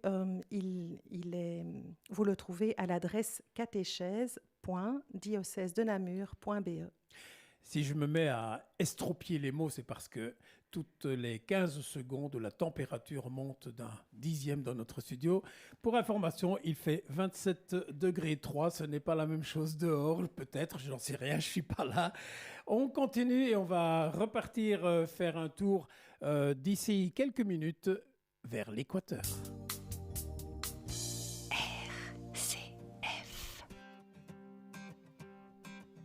Quittant la gloire de ton ciel, tu es venu sur terre. Fils aimé du Dieu éternel, tes bras tu as ouverts. Ta grâce a bouleversé le cours de notre humanité. Nous crions ensemble, victoire, Christ est la lumière du monde, que sa gloire couvre la terre, puissance infinie qui libère, son nom est saint, il est saint, il est saint. Nous les fils et les filles du roi entonnons chaque jour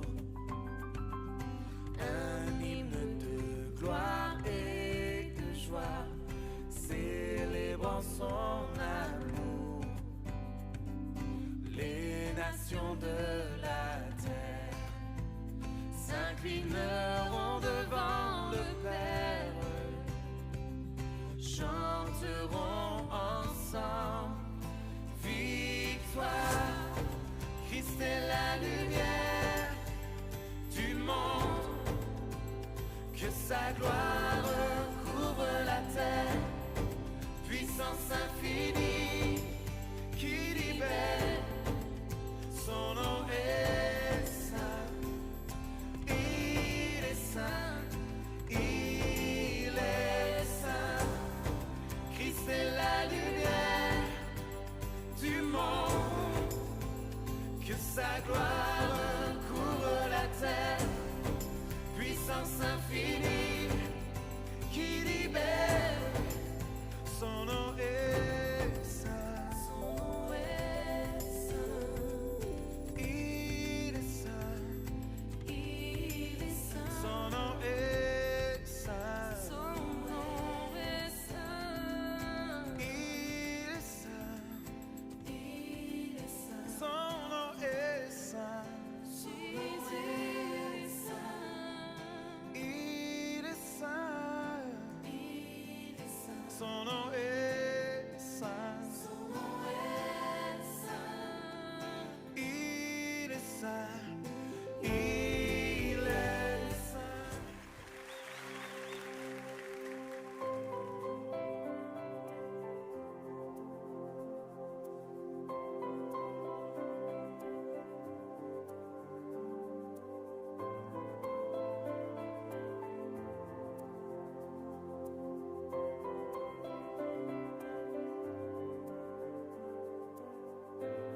Assis dans le ciel, ton trône éternel, tu règnes à jamais.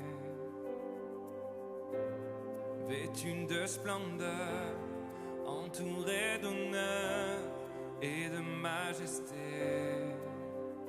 les anges chantent à toi la gloire.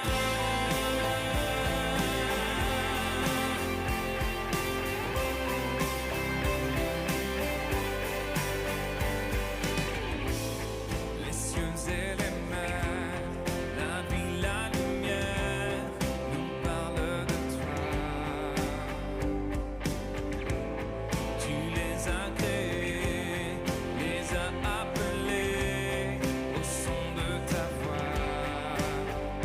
La terre chante majestueux, souverain, Dieu tout-puissant, tu es saint. Nous continuons notre exploration du monde d'églises ouvertes sur le monde et nous sommes en communication avec l'Équateur. Bonjour Victoria. Bonjour Théo, ici en Équateur, un grand soleil. Ah ben merci beaucoup, tu nous fais de la peine parce qu'ici il pleut. En tout cas quand je suis parti ce matin il pleuvait. Un grand soleil, la température et le climat est très bon. Tu nous fais vraiment de la peine. Heureusement que moi la nature m'a doté d'une fourrure sur mon menton, ça me permet d'avoir bien chaud.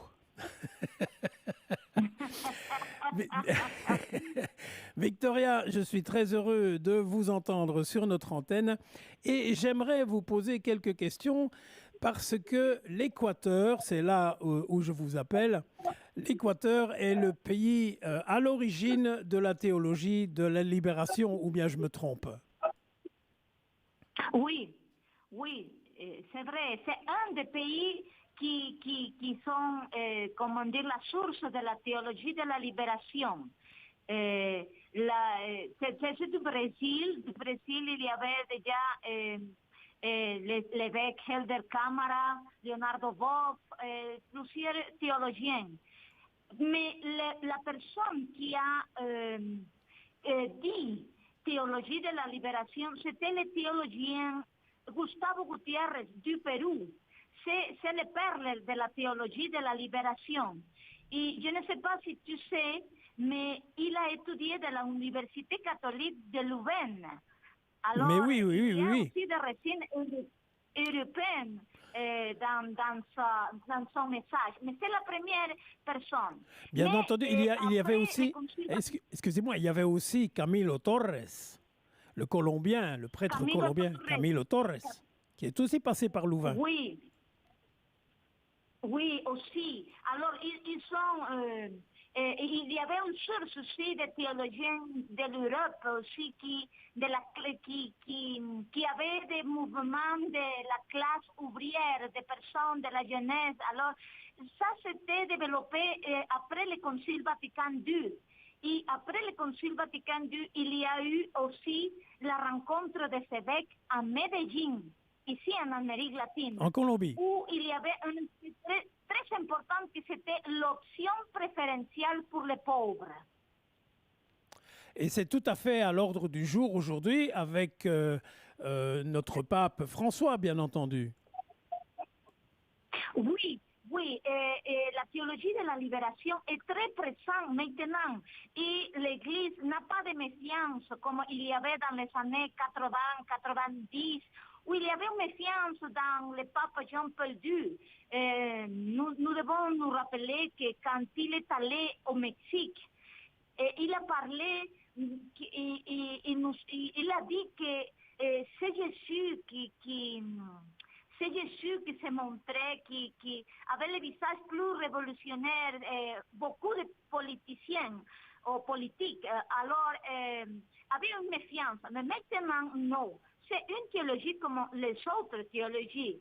Mais ici en Équateur, c'est très présent la théologie de la libération. C'est très présent parce que ça continue à voir les pauvres. Ça continue des injustices. Mais il y a une différence entre ce qui s'est passé dans les années 80, mais maintenant, nous pouvons... quels sont les aspects importants de la théologie de la libération? D'abord, c'est la méthode. Et la méthode, ça continue très présent dans nos communautés ecclésiales de base. Ça, c'est les sept qu'on appelle. Et ça, les sept ont commencé au Brésil.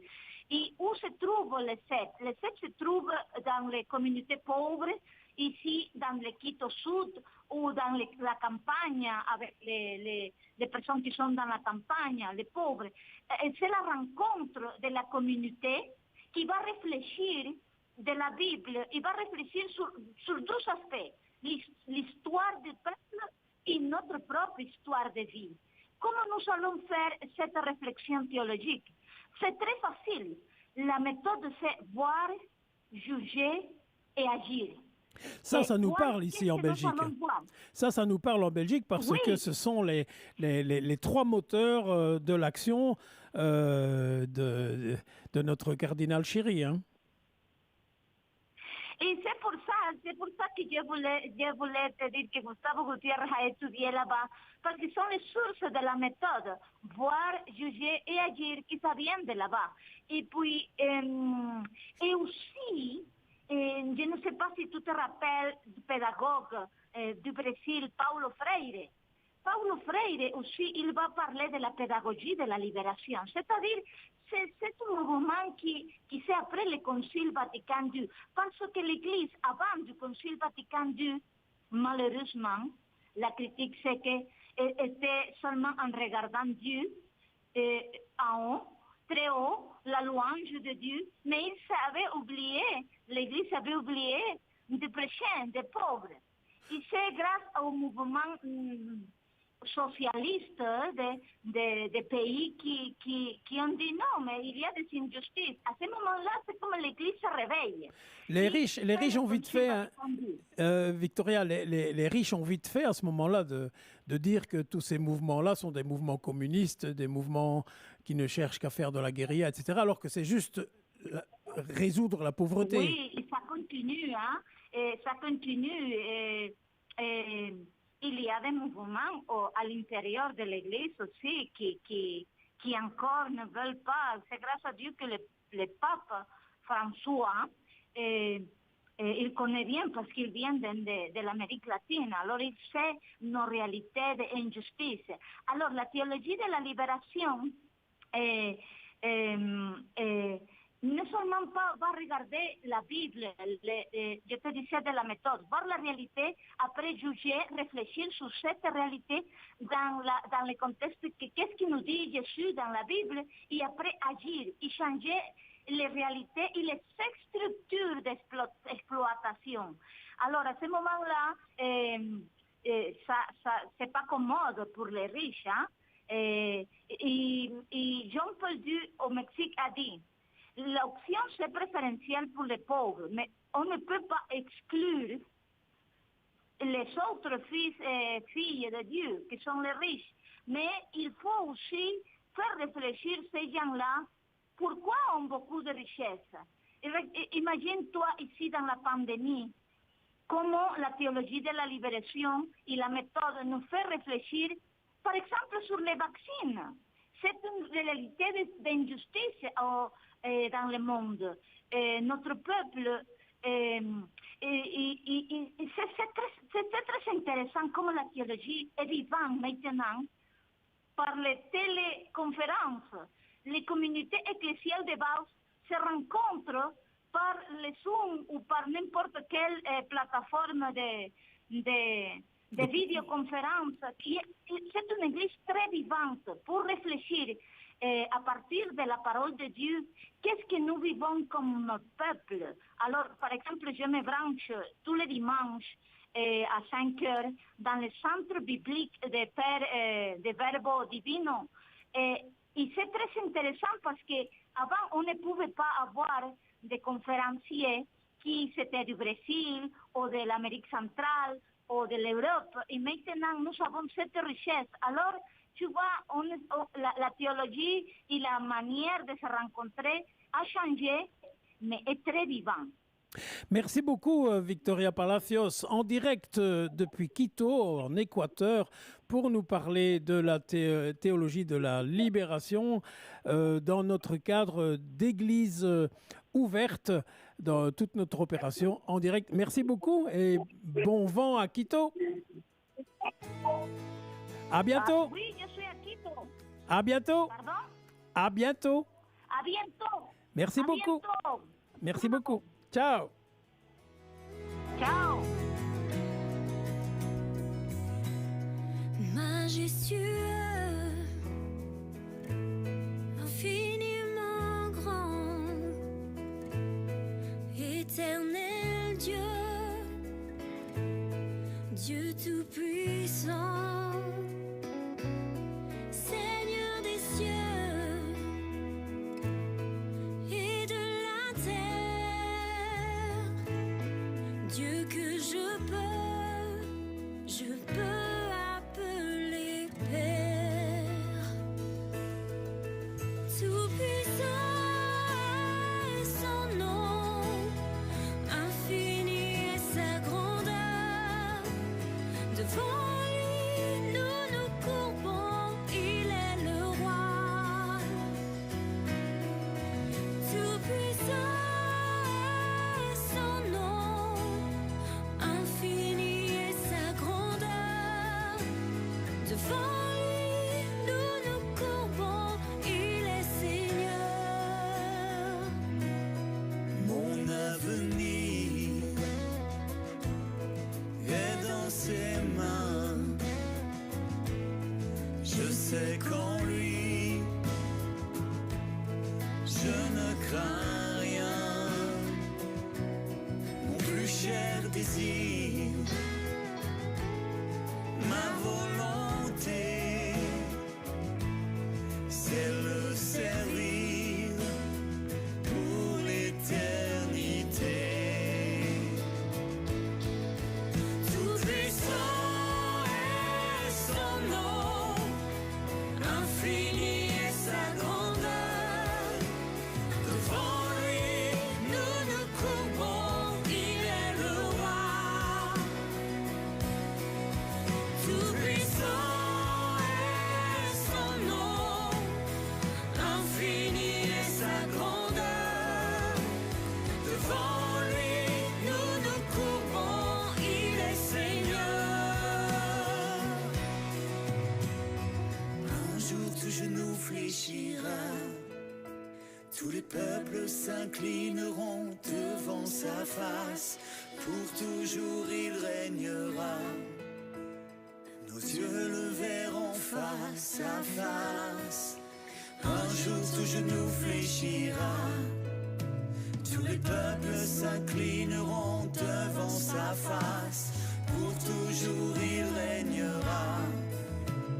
Nos yeux le verront face à face. Un jour tout genou fléchira. Tous les peuples s'inclineront devant sa face. Pour toujours il régnera. Avec ceux qui ont saisi sa grâce. Tout puissant est son nom. Infini est sa grandeur. Devant lui, nous nous courbons, il est le roi. Tout puissant est son nom. Infini est sa grandeur. Devant lui, nous nous courbons, il est Seigneur.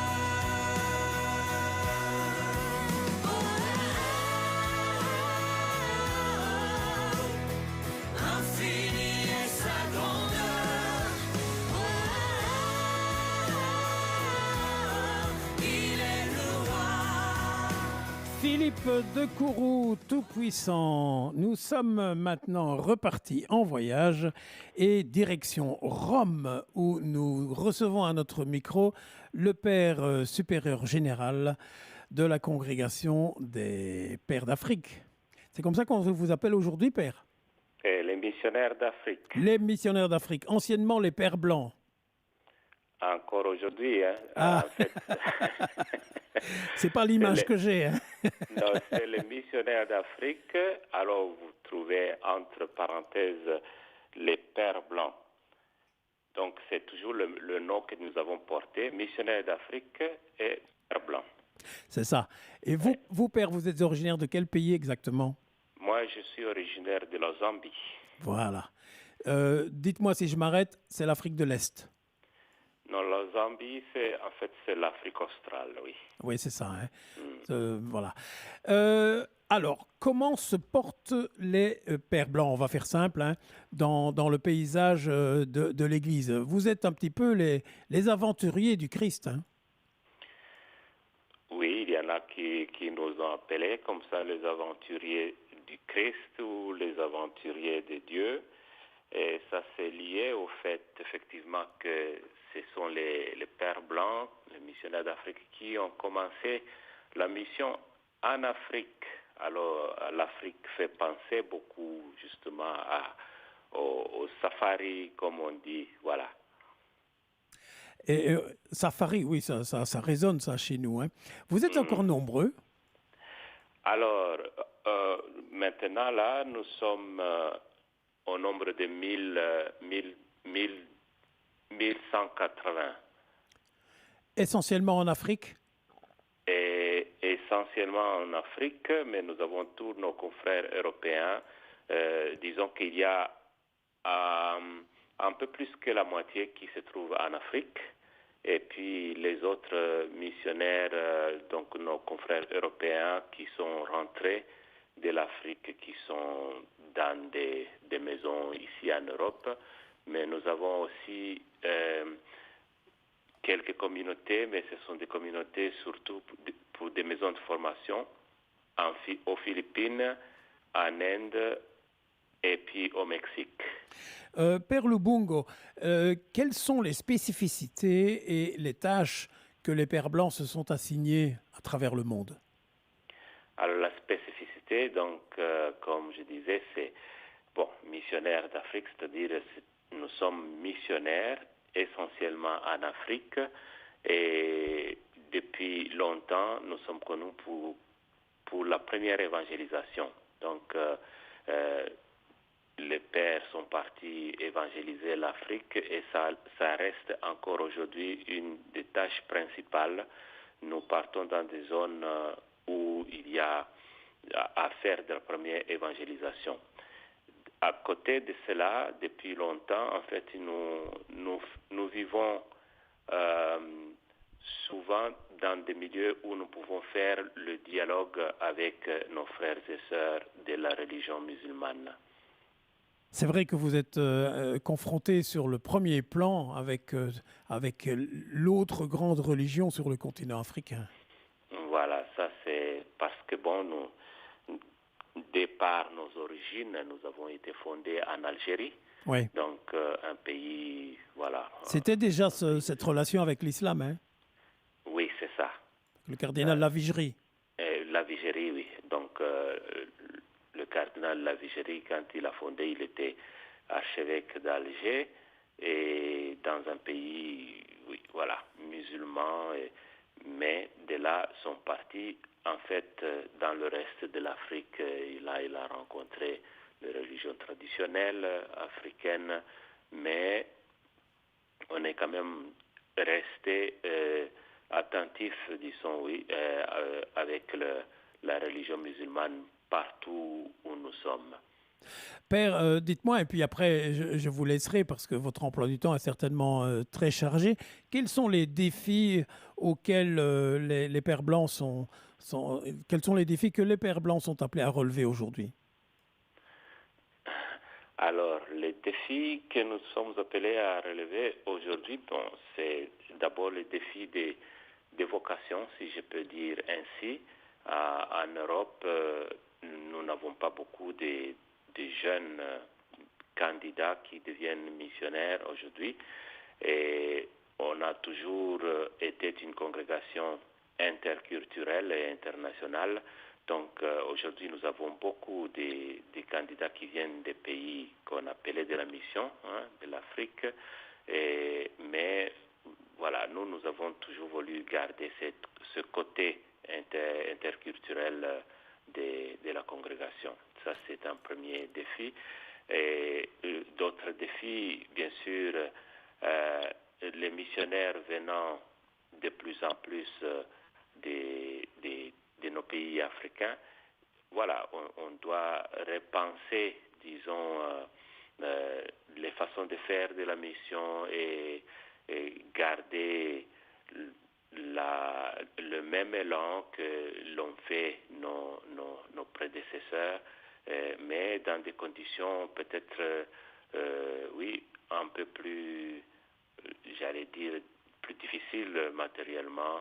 Voilà, c'est un peu les défis que nous rencontrons.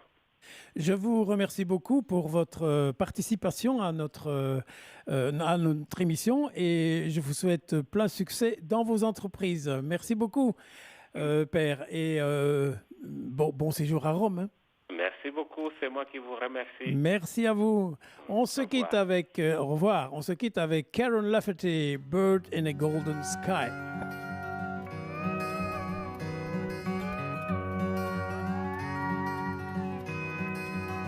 I love to sing of the life I found, love to spread its joy all around. Don't think I've come here to convince you that that is something only God can do. But if you can see part of Him in me, let it be. 'Cause I'm living in a life of love. Yes, I'm living in a life of freedom. I feel like a bird in a golden sky who has just learned how to fly.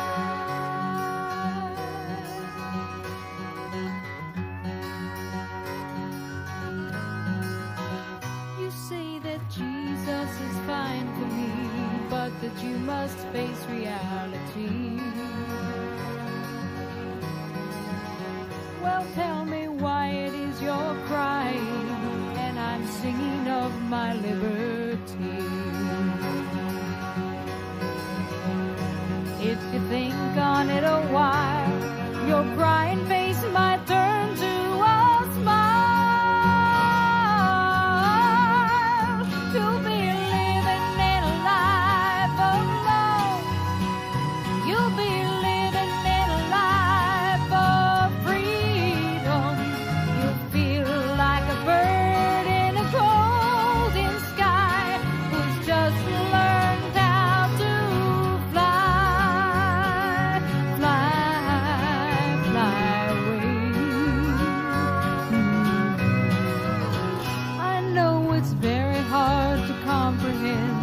but there is a place you can begin. Karen Lafferty est une chanteuse américaine qui a souvent travaillé sur le sol européen, entre autres dans le cadre de Christian Artists. C'était une rencontre internationale qui avait lieu chaque année en Hollande, aux Pays-Bas, du côté de Zwolle. Et votre serviteur a eu l'occasion de participer à plusieurs reprises à cette organisation. You'll be living in a life of freedom. You feel like a bird in the golden sky. N'oubliez pas que vous pouvez nous appeler pour donner votre avis, pour nous faire un coucou au 081 400 111. Nous comptons sur vous. Et vous pouvez aussi, vous ne le savez peut-être pas, parce que c'est la première fois aujourd'hui que nous diffusons en direct sur notre chaîne YouTube. How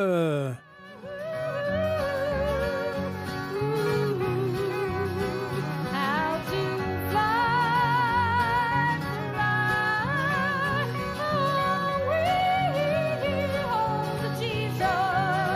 How to fly,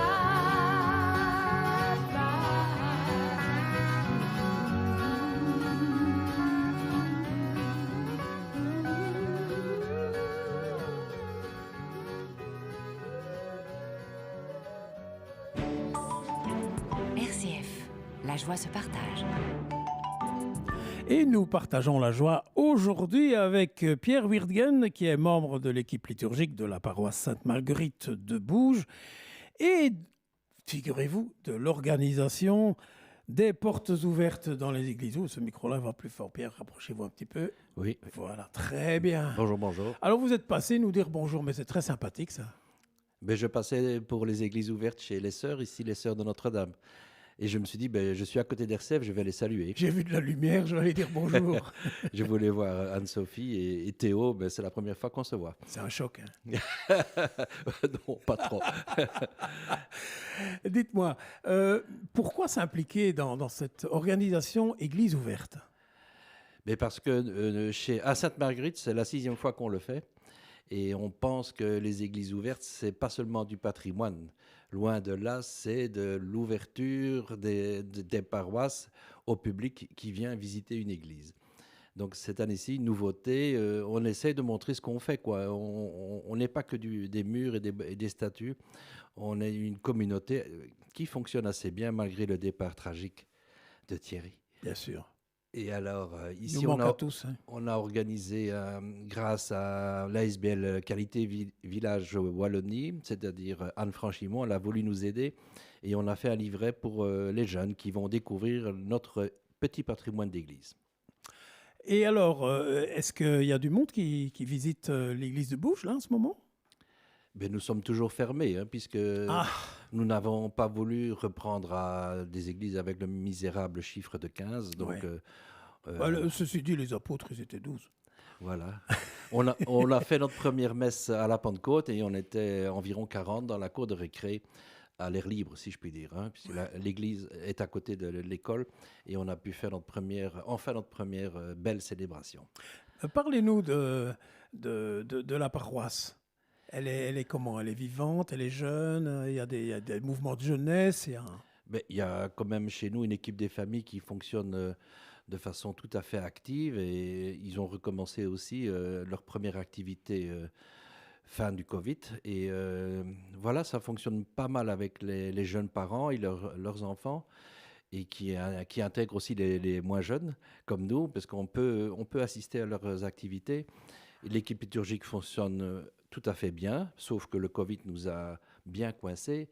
On a bien sûr une fabrique d'église qui est très dynamique pour gérer les bâtiments paroissiaux, l'église et le presbytère.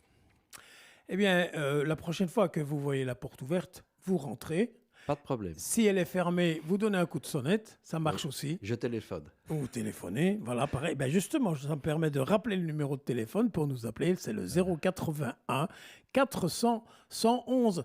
Et si vous avez envie de laisser un petit mot à l'antenne pour nous faire un coucou, vous téléphonez à ce numéro-là. On vous rappellera parce que c'est un autre appareil qui vous mettra en ligne sur la table de mixage. N'hésitez pas à nous contacter. On va continuer notre voyage, et ça, c'est jusqu'à 17h, avec Neil Morse, The Glory of the Lord. Et n'oubliez pas, à 4h, à 16h, c'est dans bientôt, hein, le groupe GPS sera avec nous en direct. Et c'est notre ami Olivier Goncette qui sera à la manœuvre. Neil Morse.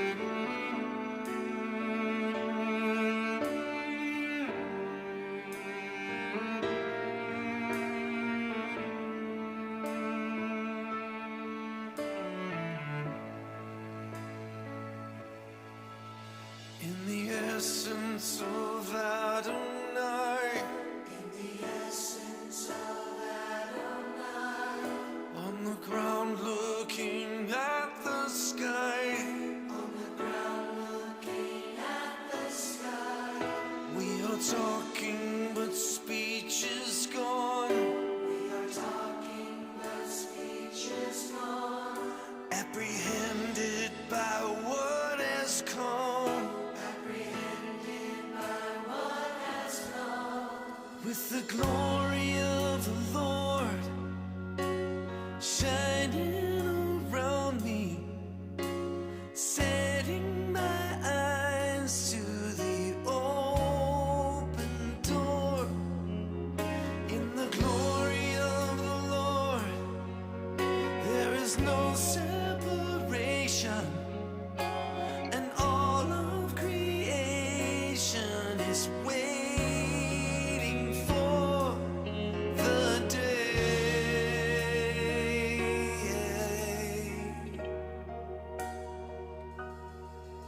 From the rising of every sun, from the rising of every sun, we will sing, let your kingdom come. We will sing, let your kingdom come. From the light that he spoke to me, from the light that he spoke to me, I am Jesus, come unto me.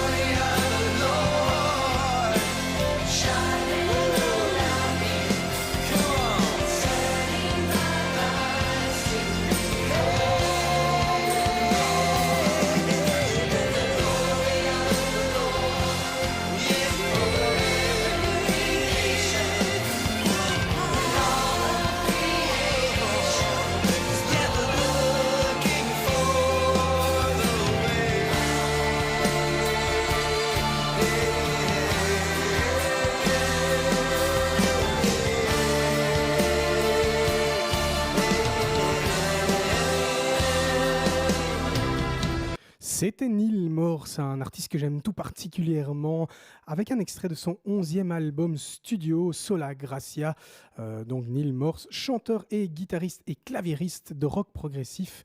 Son disque est sorti le 11 septembre 2020 et puis il a été enregistré en avril 2020 et il s'agit d'un album concept sur Paul l'apôtre, donc Saint Paul bien sûr. Il se concentre sur la période de sa persécution. Excellent solo de guitare. Et puis on écoute pas mal de rock chrétien aujourd'hui. Eh bien, vous vous demandez peut-être qu'est-ce que c'est que le rock chrétien. Eh bien, il existe de multiples définitions de ce qui est considéré comme un groupe de rock chrétien. Disons que les groupes de rock chrétiens qui énoncent explicitement leurs croyances et qui utilisent l'imagerie religieuse dans leurs paroles, eh bien c'est ça le rock chrétien. Comme par exemple Servant, Thursday ou Petra, ces deux-là on les a déjà entendus un petit peu plus tôt dans l'après-midi. Eh bien ils ont tous tendance à être considérés comme faisant partie de ce qu'on appelle l'industrie de la musique chrétienne contemporaine, qu'on appelle la CCM. Alors on va poursuivre avec un duo qui s'appelle Shane & Shane, duo de musique chrétienne contemporaine basé au Texas et qui sont connus pour leurs éloges acoustiques et leur musique culte. Le groupe est composé de Shane Barnard au chant, guitare acoustique, et Shane Everett au chant. Ils sont souvent rejoints par leur batteur et manager Joey Parrish. On les écoute en 2019 avec le titre I Will Wait For You.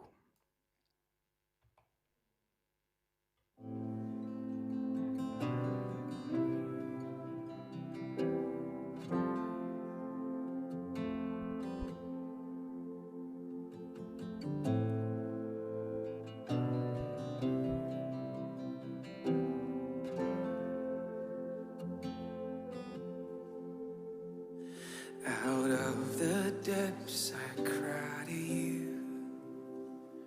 In darkest places I will call.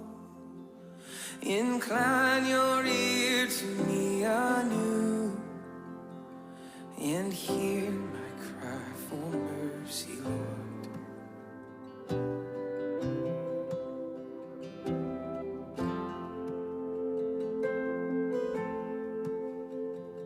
Were you to count my sinful ways, how could I come before your throne?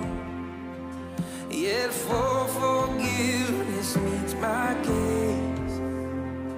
I stand redeemed by grace alone. Yeah, I will wait for you. I will wait for you on your word. I will rely. And I will wait for you. Surely wait for you till my soul is satisfied.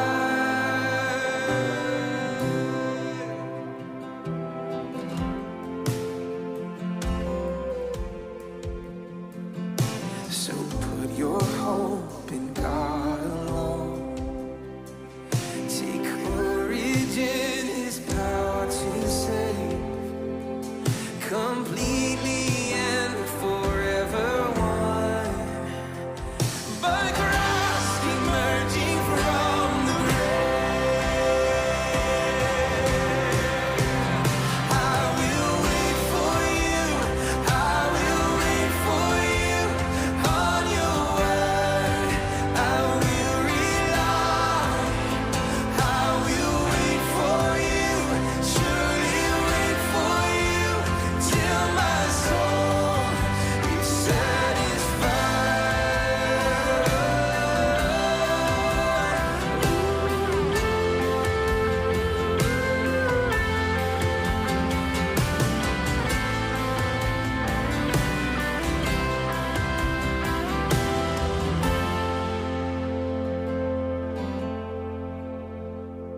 Now He has come to make a way, and God Himself has paid the price, that all who trust in Him today find healing in His sacrifice, that all who trust in Him find healing in his sacrifice. I will wait for you.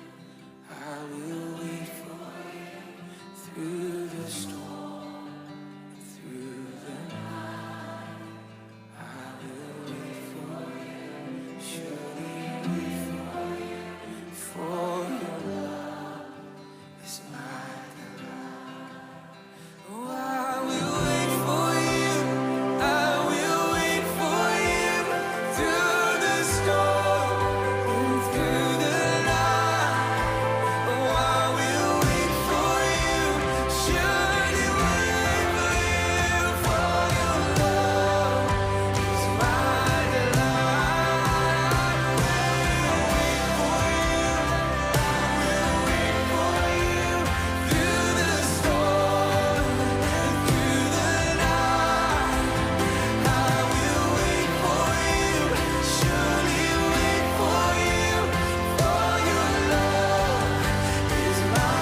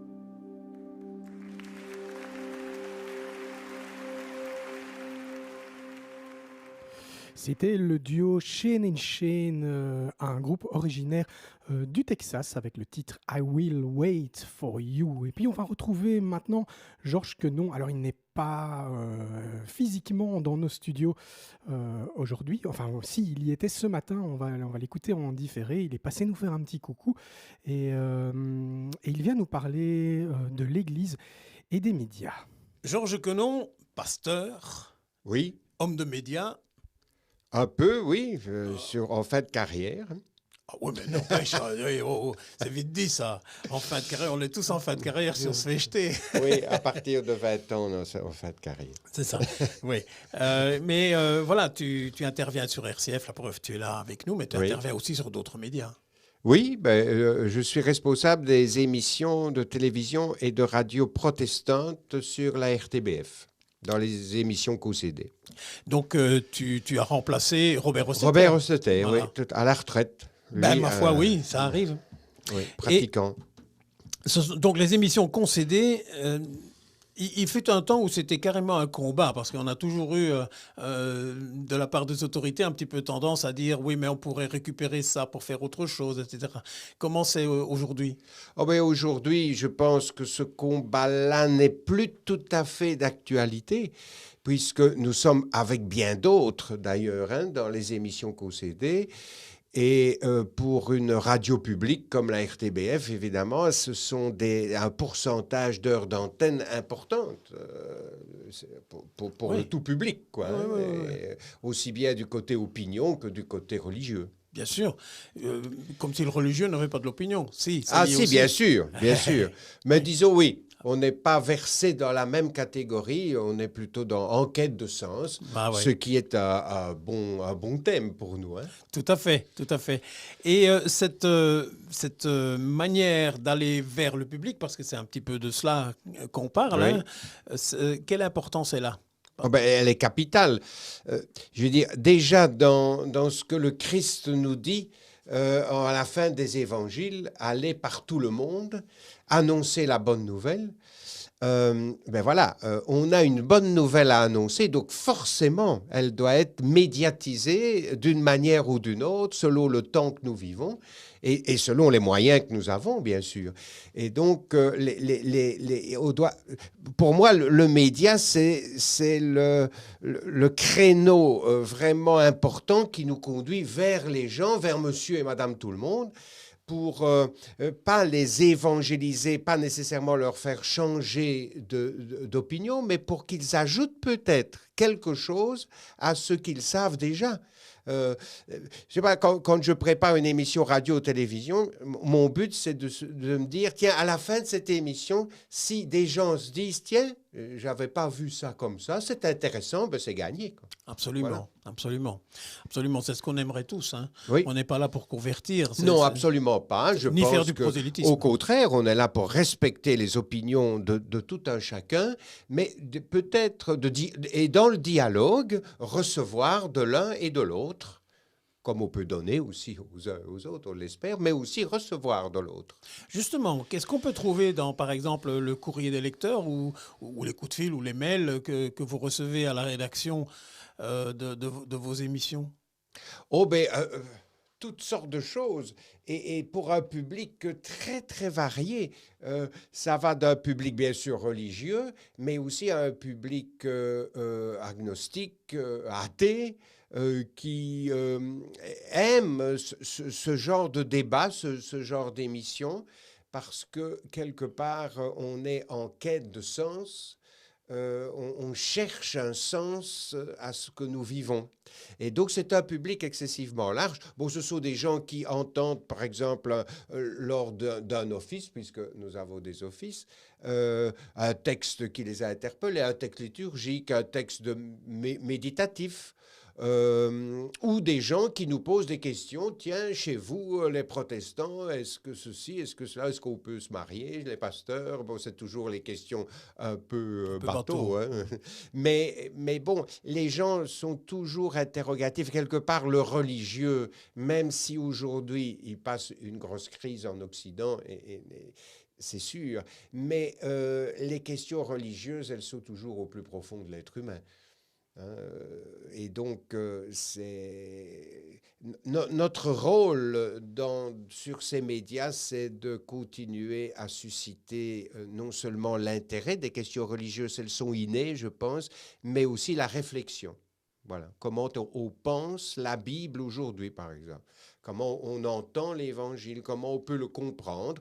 Parce que, bon, il est un fait certain que certains textes de nos Bibles semblent dépassés si on en reste à la littéralité. Mais c'est bien sûr beaucoup plus riche que la littéralité du texte. Bien entendu. Quelle différence feriez-vous, justement, on parle de quête de sens, si je dis quête de sens ou quête de spiritualité, ce qui n'est pas exactement la même chose? Non. Oui, c'est parfois les deux. Mais la quête de spiritualité, elle est pour moi bien supérieure à la quête religieuse. La spiritualité, tout le monde est spirituel. Tout un chacun est spirituel. Et justement, dans cette quête de spiritualité, il y a la recherche du sens de ce que l'on vit, de ce que l'on entend, de ce que l'on traverse comme épreuve. Tandis que le sens religieux, c'est déjà une réponse parmi tant d'autres à la quête spirituelle. Oui. Aujourd'hui, dans le paysage de notre société, le chrétien est minoritaire, on va dire. Oui. Et parmi les chrétiens, les protestants. Encore plus. Encore plus, toute église confondue. Oui. Quelle évolution avez-vous vue depuis le début de votre ministère et quelle est l'impulsion que vous aimeriez donner à travers les médias, justement? C'est ce qui nous occupe. Oui, mais disons que effectivement, pour pas mal de communautés, il y a quand même un manque d'intérêt de la part du grand public. Hein. On pense connaître, mais on ne connaît pas. Il y a un sens aussi, nos communautés, parfois, on a des communautés qui progressent, qui se multiplient, hein, mais on a des communautés qui régressent et qui disparaissent même. Hein. Bon, mais ça c'est dans la vie, ça, quelque part, c'est normal, c'est comme ça. Comme toutes les entreprises. Oui, tout à fait. Mais d'un point de vue protestantisme, je pense qu'un des points de la réforme, si on va à la source, hein, et si on fait démarrer la source au XVIe siècle à la réforme, c'était quand même, l'école pour tous, c'était avoir un esprit, critique par rapport, hein, à ce qu'on entendait à l'époque, Son libre etc. arbitre. Hein, le libre arbitre, toutes ces choses, elles sont très actuelles. Hein, et toutes ces choses ne vieillissent pas. Et donc, quelque part, même si des églises protestantes historiques tentent à disparaître pour un certain nombre de régions, d'autres augmentent, etc., ben, je trouve qu'il y a du protestantisme davantage dans la société, mais pas dans l'Église, je vais dire, hein, qui ne se concrétise pas dans l'Église. Mais que beaucoup de monde, dans la culture protestante, elle est dans la société, mais elle est aussi dans l'Église catholique. Dans mes frères et mes sœurs catholiques, par exemple, je trouve que certains sont protestants, bon, tout en restant catholiques romains, hein, et c'est très bien, mais ont une notion par rapport à l'écriture, par rapport qui va vers le protestantisme de ses origines, et par contre, inversement, dans le protestantisme, est-ce qu'on trouve encore vraiment des protestants de souche, c'est-à-dire des gens qui sont assez critiques par rapport aux institutions, qui n'aiment pas l'institution, hein, les protestants sont... Le protestant est un homme libre. Hein. Est un homme libre, hein, et très individualiste. Bon, et ça, c'est l'ère du temps. Et donc, on voit que l'esprit protestant, finalement, se propage dans la société, en dehors des églises. Et pour moi, c'est extraordinaire. Quel est le média que vous aimeriez créer par rapport justement aux églises protestantes? Parce que pour l'instant, on est dans des médias établis, hein, la RTBF, nous, la radio RCF, etc., en France et en Belgique, puisque c'est de cela qu'on parle.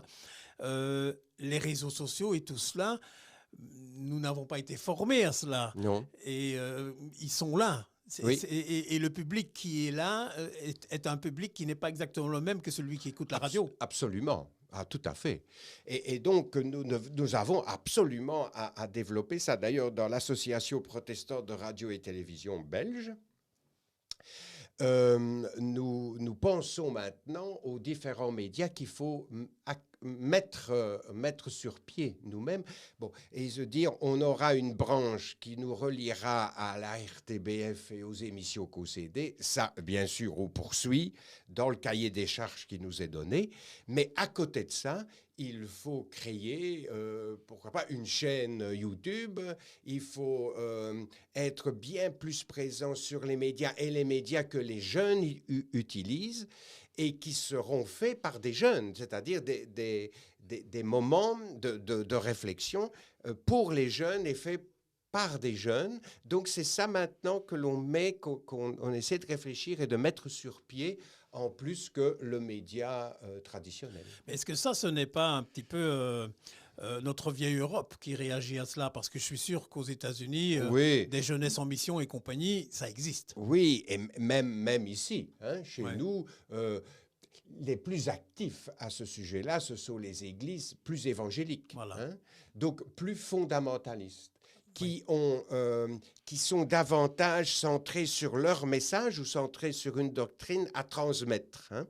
les plus frileux, c'est moi, c'est nous, les églises réformées, les églises historiques, où on dit, on ne va pas forcer, il faut faire attention de ne pas forcer les gens à croire ce que l'on croit. Eux aussi, ils ont leur chemin, etc. La liberté de penser, etc. Tandis que dans des milieux un peu plus, qu'on pourrait taxer de fermé et de plus doctrinal, là, ça existe déjà en Europe et en Belgique. Est-ce que ce ne serait pas quelque part dommage de ne leur laisser que la place à eux? Absolument, oui, tout à fait. Donc nous avons, et on est en retard à ce sujet-là, nous avons à prendre absolument notre place. Et sans un esprit de combat, mais un esprit au contraire d'ouverture, faire passer un message d'ouverture, justement, et d'appel aux autres. Lorsqu'on parle d'œcuménisme, on pense tout de suite à Église catholique versus Église protestante, orthodoxe, etc. Mais il y a un autre œcuménisme entre toutes les églises protestantes et idem entre les églises catholiques, il faut bien appeler un chat, entre tout ce qui est de gauche, de droite et du milieu, il y a plein de places. Et c'est un œcuménisme aussi. Oui, il y a un pluralisme de plus en plus évident dans nos églises. Que l'on soit catholique, que l'on soit protestant ou orthodoxe, forcément, il y a des sensibilités différentes, des ouvertures, des fermetures pour certains, donc des manières d'aborder la foi, de l'exprimer de manière tout à fait différente. Donc forcément, le pluralisme, il existe de plus en plus partout. Et le but, c'est qu'on ne soit pas chacun dans son camp et à regarder l'autre comme un concurrent, mais au contraire, que l'on jette des ponts et que l'on établisse des courants de l'œcuménisme chez nous, entre nous, et évidemment vers l'extérieur. Le thème de nos journées, c'était « Église ouverte ». Il faut les ouvrir pour laisser entrer des bouffées d'air frais. Ah oui, c'est sûr, l'Église, elle doit être hors les murs. Eh bien, merci Georges Quenon. Merci Théo. C'était Georges Quenon au micro de Théo Mertens. Georges Quenon qui a eu la gentillesse de venir nous rendre visite ce matin et de répondre aux questions et au micro de Théo Mertens. Alors la suite en musique, c'est avec le groupe Casting Crows, un groupe de rock chrétien, encore et toujours, rock évangélique d'Atlanta en Géorgie. Il est fondé par Mark Hall, pasteur baptiste de la First Baptist Church in Downtown Daytona Beach, en Floride. Le groupe sort son premier album en 2003. Le style musical de Casting Crows se rapproche beaucoup du style de U2, en plus calme, avec des paroles percutantes. Les convictions du groupe et sa foi se ressentent au travers des différentes chansons dédiées à Dieu et à leur relation avec lui. On les écoute avec le titre sorti en 2018, Only Jesus. Make it count, leave a mark, build a name for yourself. Dream your dreams, chase your heart above all else. Make a name the world remembers. But all an empty world can sell is empty dreams. I got lost in the light, but it was up to me to make a name the world remembers. But Jesus is the only name to remember. And I don't wanna leave a legacy. I don't care if they remember me. Only Jesus. And I've only got one life to live. I'll let every second point to Him. Only Jesus. All the kingdoms built, all the trophies won will crumble into dust when it's said and done.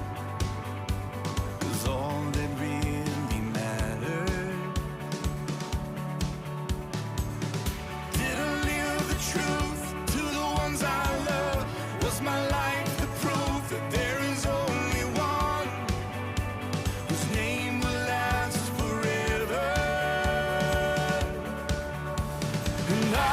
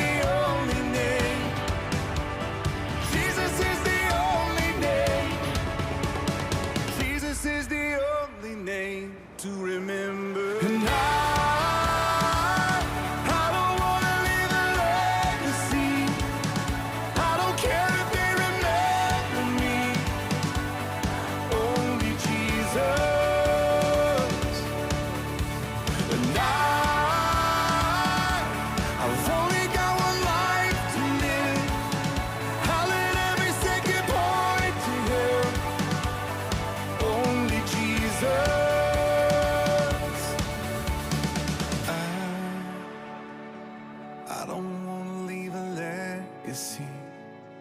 I don't care if they remember me. Only Jesus. Only Jesus, c'était, je ne sais pas trop qui, voilà, Casting Crowns. Casting Crowns. Ben oui, parce que on a changé l'écran devant moi. Nous recevons à notre micro Christine Boline, que nous rencontrons par les ondes et par téléphone chaque semaine, bien tous les mercredis, tous les vendredis, pour nous donner les infos du diocèse.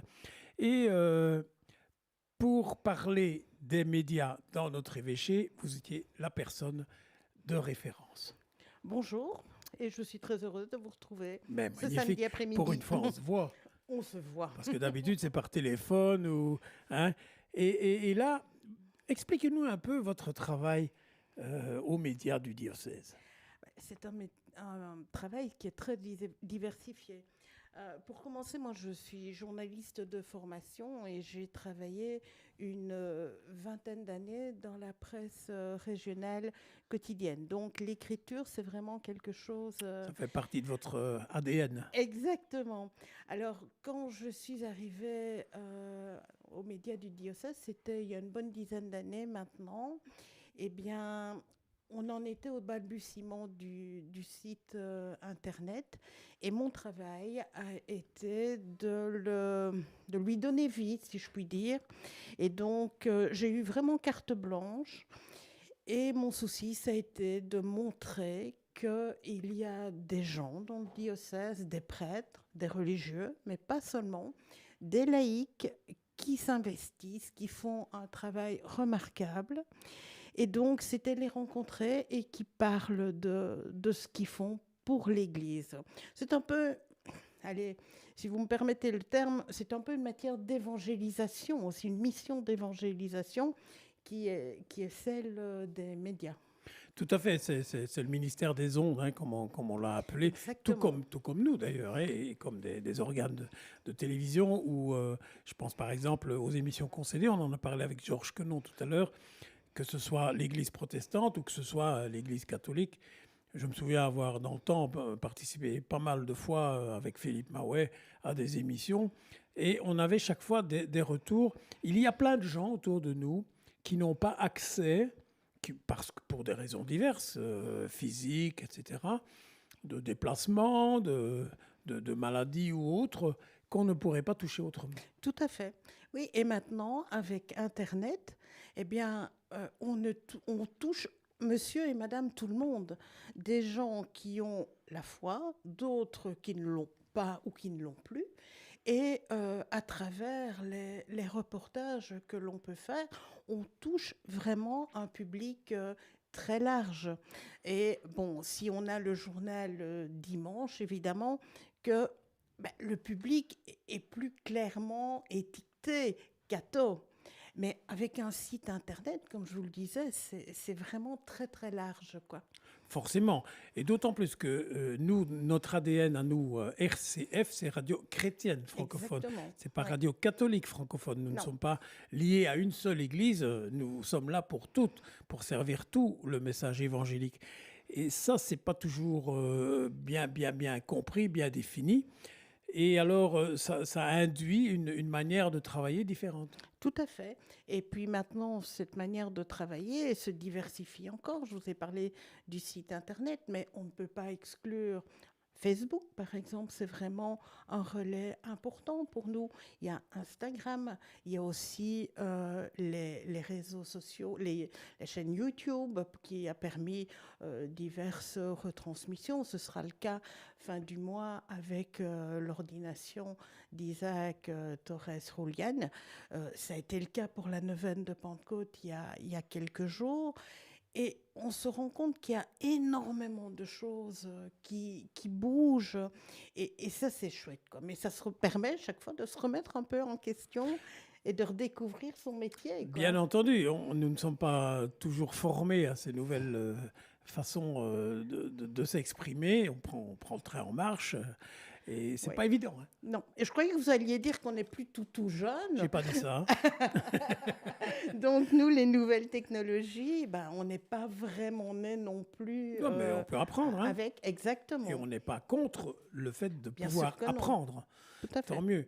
Et quels sont les grands défis que vous avez à relever pour l'instant? Ils sont quand même assez nombreux puisque il y a au sein du diocèse une revue qui s'appelle Communication.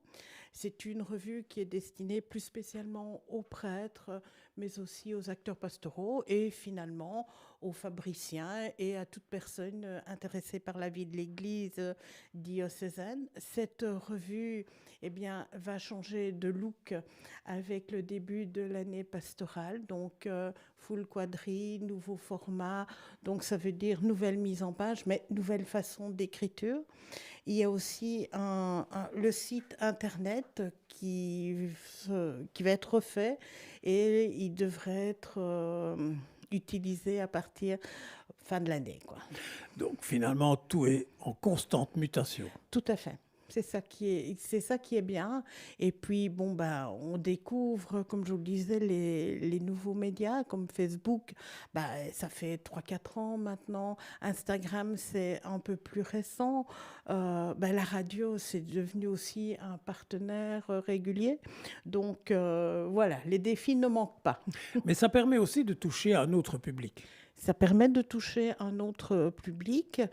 Comme je le disais, c'est un public qui n'est pas nécessairement, qu'on ne retrouve pas spécialement dans nos églises. Hein. C'est un public bien plus large. Et c'est ça qui est vraiment intéressant, de se dire que l'on peut rejoindre des gens qui n'ont pas la foi. Allez, quand on fait des portraits, il y a eu le portrait de Lucie Dujardin, qui est une jeune femme d'une 30aine d'années, qui est entrée dans l'ordre des Vierges il n'y a pas tellement longtemps. Cette fille, elle est kiné de formation, elle travaille à l'unité des soins intensifs du Grand Hôpital de Charleroi. Elle était dans l'unité Covid. Cette fille a parlé de son travail, de son quotidien, mais je suis persuadée qu'avec les moteurs de recherche que l'on a, l'article la concernant est arrivé entre les mains de personnes qui n'imaginaient absolument pas un article religieux au départ, quoi. Nous avons donc encore notre place. On a notre place, oui. On a toujours des atouts à jouer. Tout à fait. Et c'est ça qui est bien aussi. Je trouve qu'on a vraiment cette mission de montrer qu'il se passe de belles choses dans l'Église, que monsieur et madame tout le monde, ils s'investissent dans l'Église et qu'il y a encore des personnes qui y croient, si vous me permettez ce mauvais jeu de mots, mais des personnes qui se bougent, qui font que l'Église, il y a de belles choses qui s'y passent et qu'ils le font savoir. Je vous rappelle, chers auditeurs, que vous pouvez toujours nous appeler aux 080 400 111 pour nous donner votre ressenti. Vous venez d'écouter l'interview de Christine Boline qui travaille aux médias du diocèse de Namur. Et puis on va enchaîner musicalement avec John Featherstone. Je pense que Théo le connaît bien. John Featherstone. Pardon. Alors, pour la petite histoire, il s'agit d'un compositeur, instrumentiste, chanteur et arrangeur franco-britannique. Du concert solo pour guitare à 7 cordes aux œuvres pour chœurs multiples, John réconcilie les styles et les traditions dans un univers musical, culturel et spirituel sans frontières. Avec une quinzaine de CD à son actif, en plus des concerts, John propose ses services comme arrangeur, musicien de studio, producteur et formateur. Avis aux amateurs. Voilà, et ça va nous mener tout doucement vers 16h où nous allons recevoir GPS dans nos murs. Absolument. En attendant, on va retrouver John Featherstone, bien précisons, en 2003 avec le titre Gloire à Dieu. Gloria. Gloria,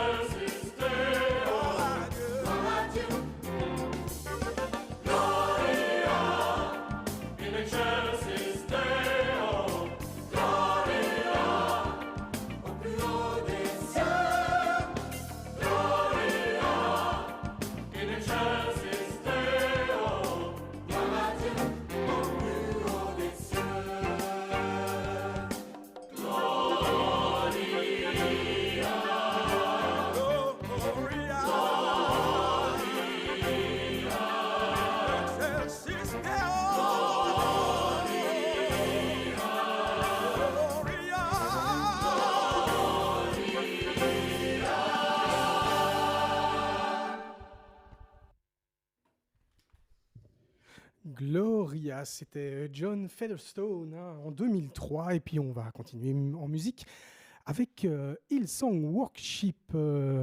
C'est un groupe australien. On part du côté de l'Australie. Groupe de pop-rock chrétien évangélique formé en 1983 à Sydney. Il est rattaché au groupe de louanges Hillsong Church et le groupe a gagné plusieurs Dove Awards et Grammy Awards. Hillsong Worship donc organise régulièrement des tournées mondiales. On les retrouve en 2015 avec le titre Heaven Open.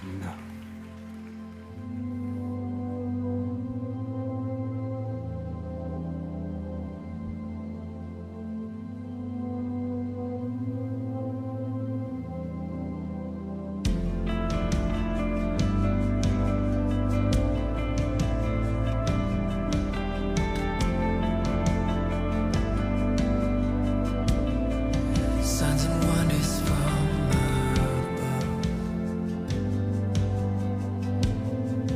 When you poured out your spirit on the old and the young, in the power of your presence, Holy Spirit.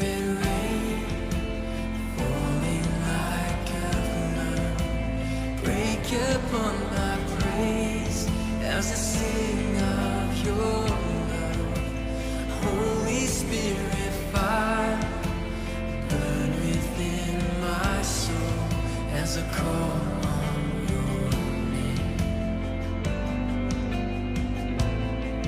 as I call on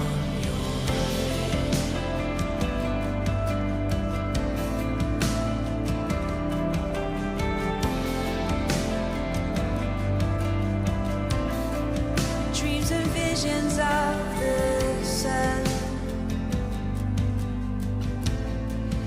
as I stand in your presence,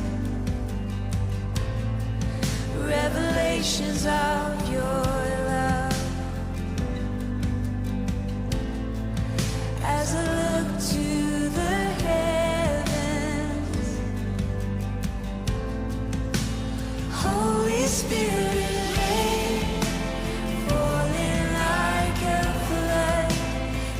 Upon my praise as I sing of your love, Holy Spirit fire, burn within my soul as I call on your name,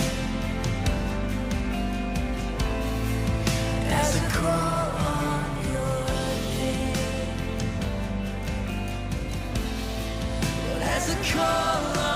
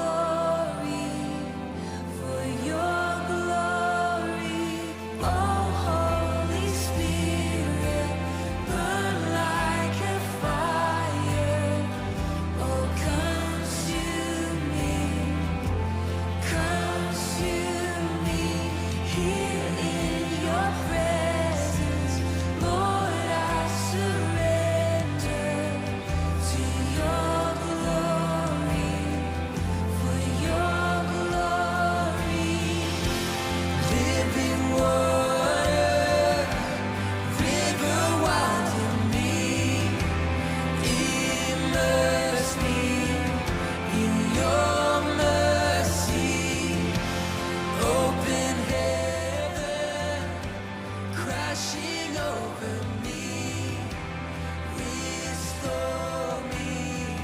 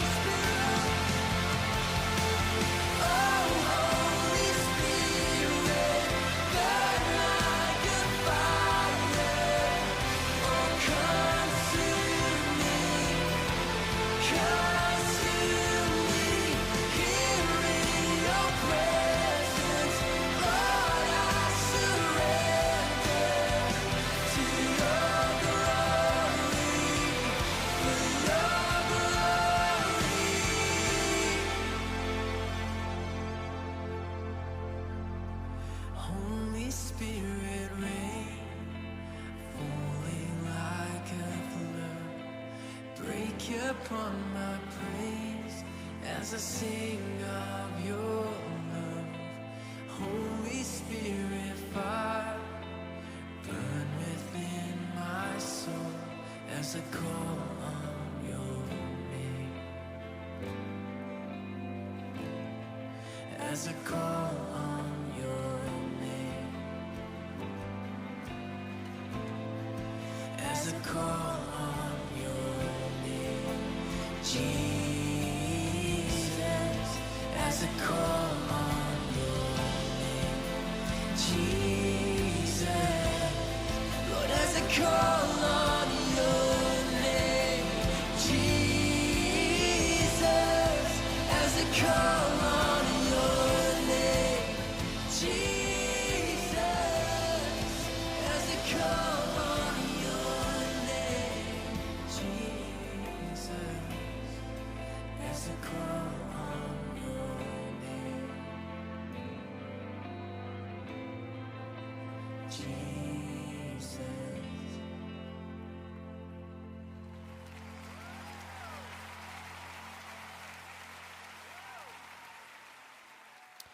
Hillsong Worship, c'était un groupe australien de musique chrétienne. Ils nous chantaient le titre Open Heaven. Et puis après, nous avons maintenant, ils sont arrivés, ils sont en studio avec nous. C'est le groupe GPS. Eux, ils sont belges. Par contre, ils sont fraîchement arrivés. On va commencer par écouter un de leurs titres, un extrait de leur tout dernier album.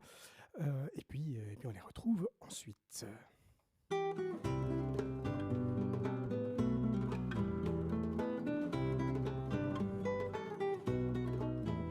Pour chanter ta louange, ouvre mes lèvres, raconter tes prodiges, ouvre mes lèvres, annoncer ton royaume, ouvre mes lèvres, célébrer chaque fête, ouvre mes lèvres, pour chanter tes merveilles, ouvre mes lèvres, accueillir tes bienfaits, ouvre mes lèvres, faire don de mon cœur, ouvre mes lèvres, en témoin de lumière, ouvre mes lèvres, le jour dès l'aurore, ouvre mes lèvres,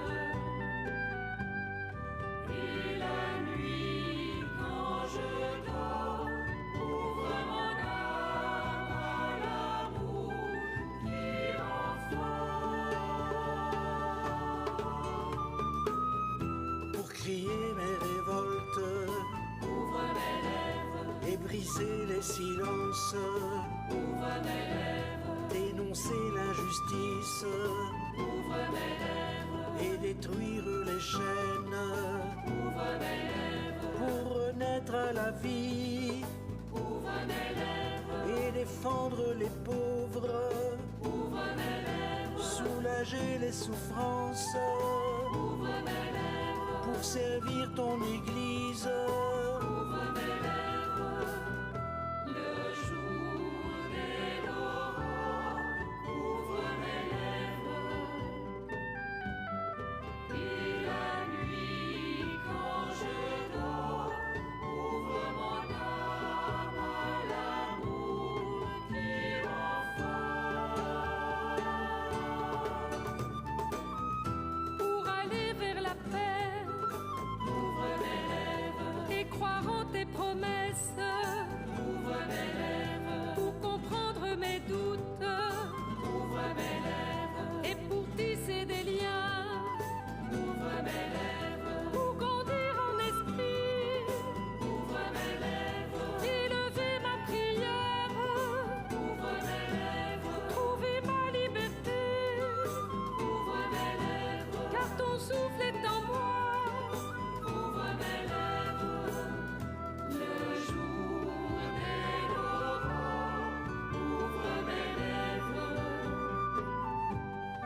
et la nuit quand je dors, ouvre mon âme à l'amour qui renforce. Pour ta gloire de Père, ouvre mes lèvres, par la croix de ton Fils, ouvre mes lèvres, dans le vent de l'Esprit.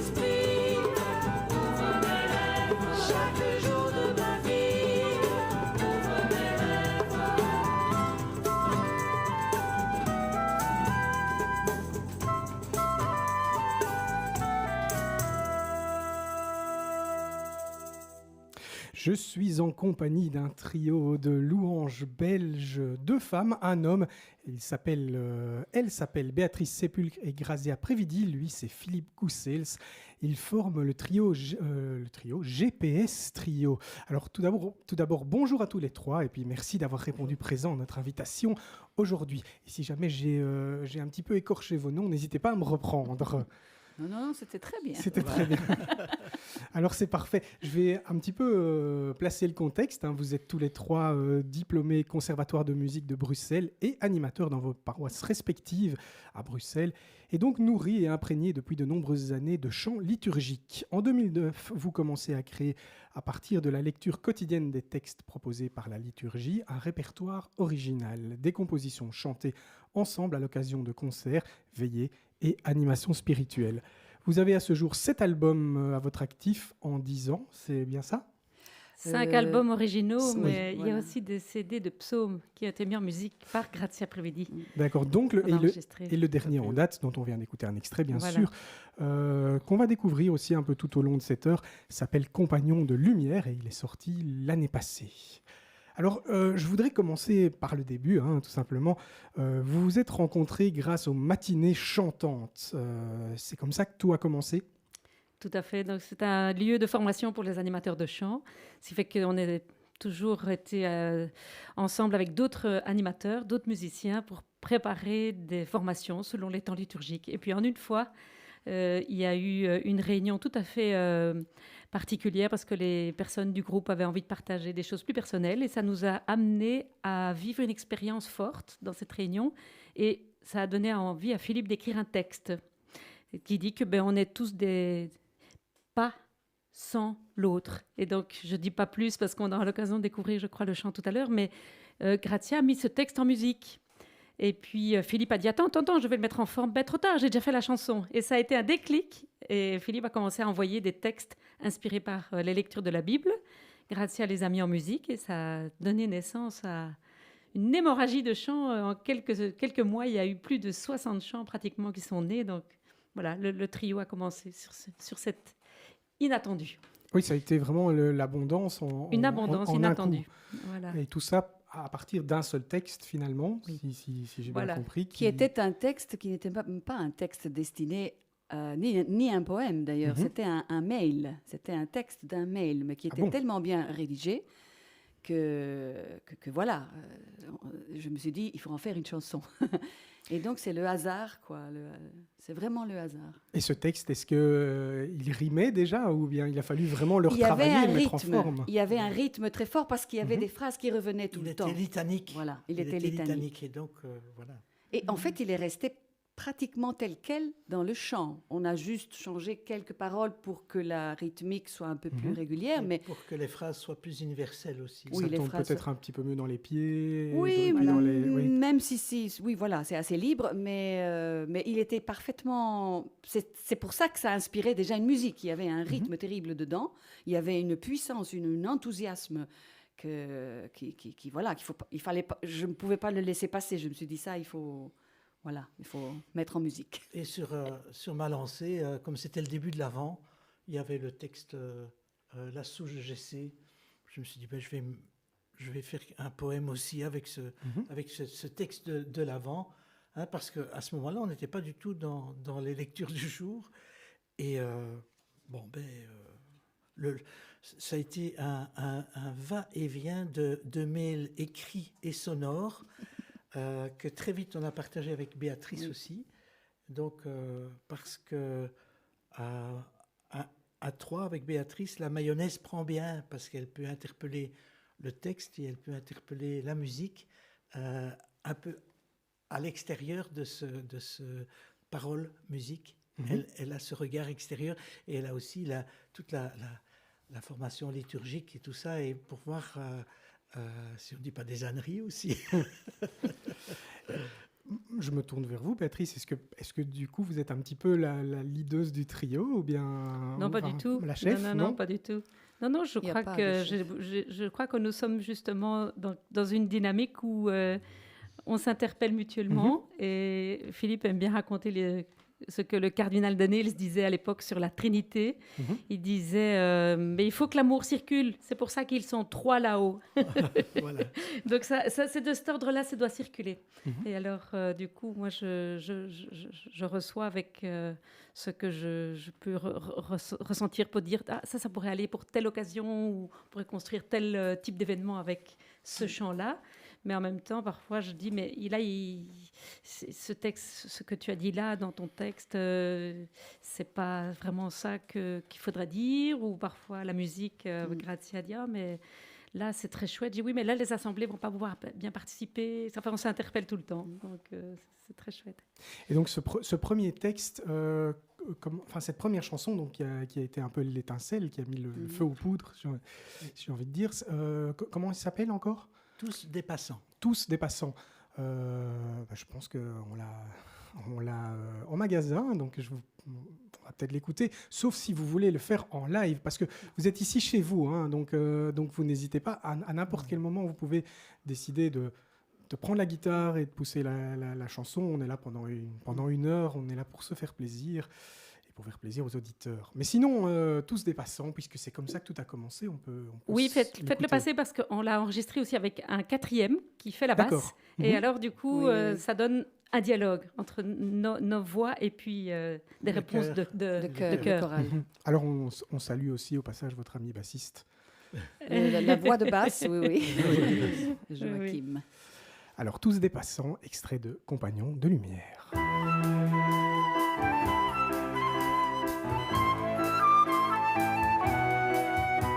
On ne fait pas l'église qu'avec des hommes, mais on ne la fera pas sans.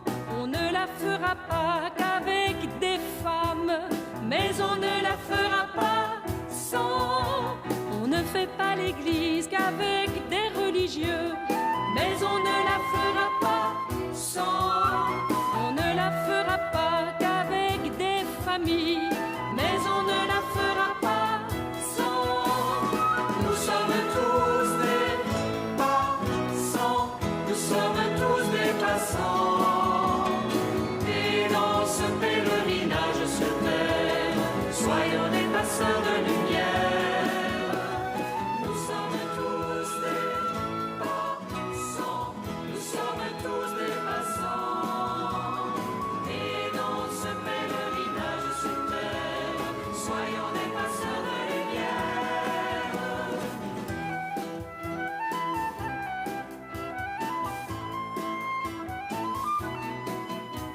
On ne fait pas l'église qu'avec des aînés, Mais on ne la fera pas sans. on ne la fera pas qu'avec des jeunes, Mais on ne la fera pas sans. on ne fait pas l'église qu'avec des sérieux, Mais on ne la fera pas sans.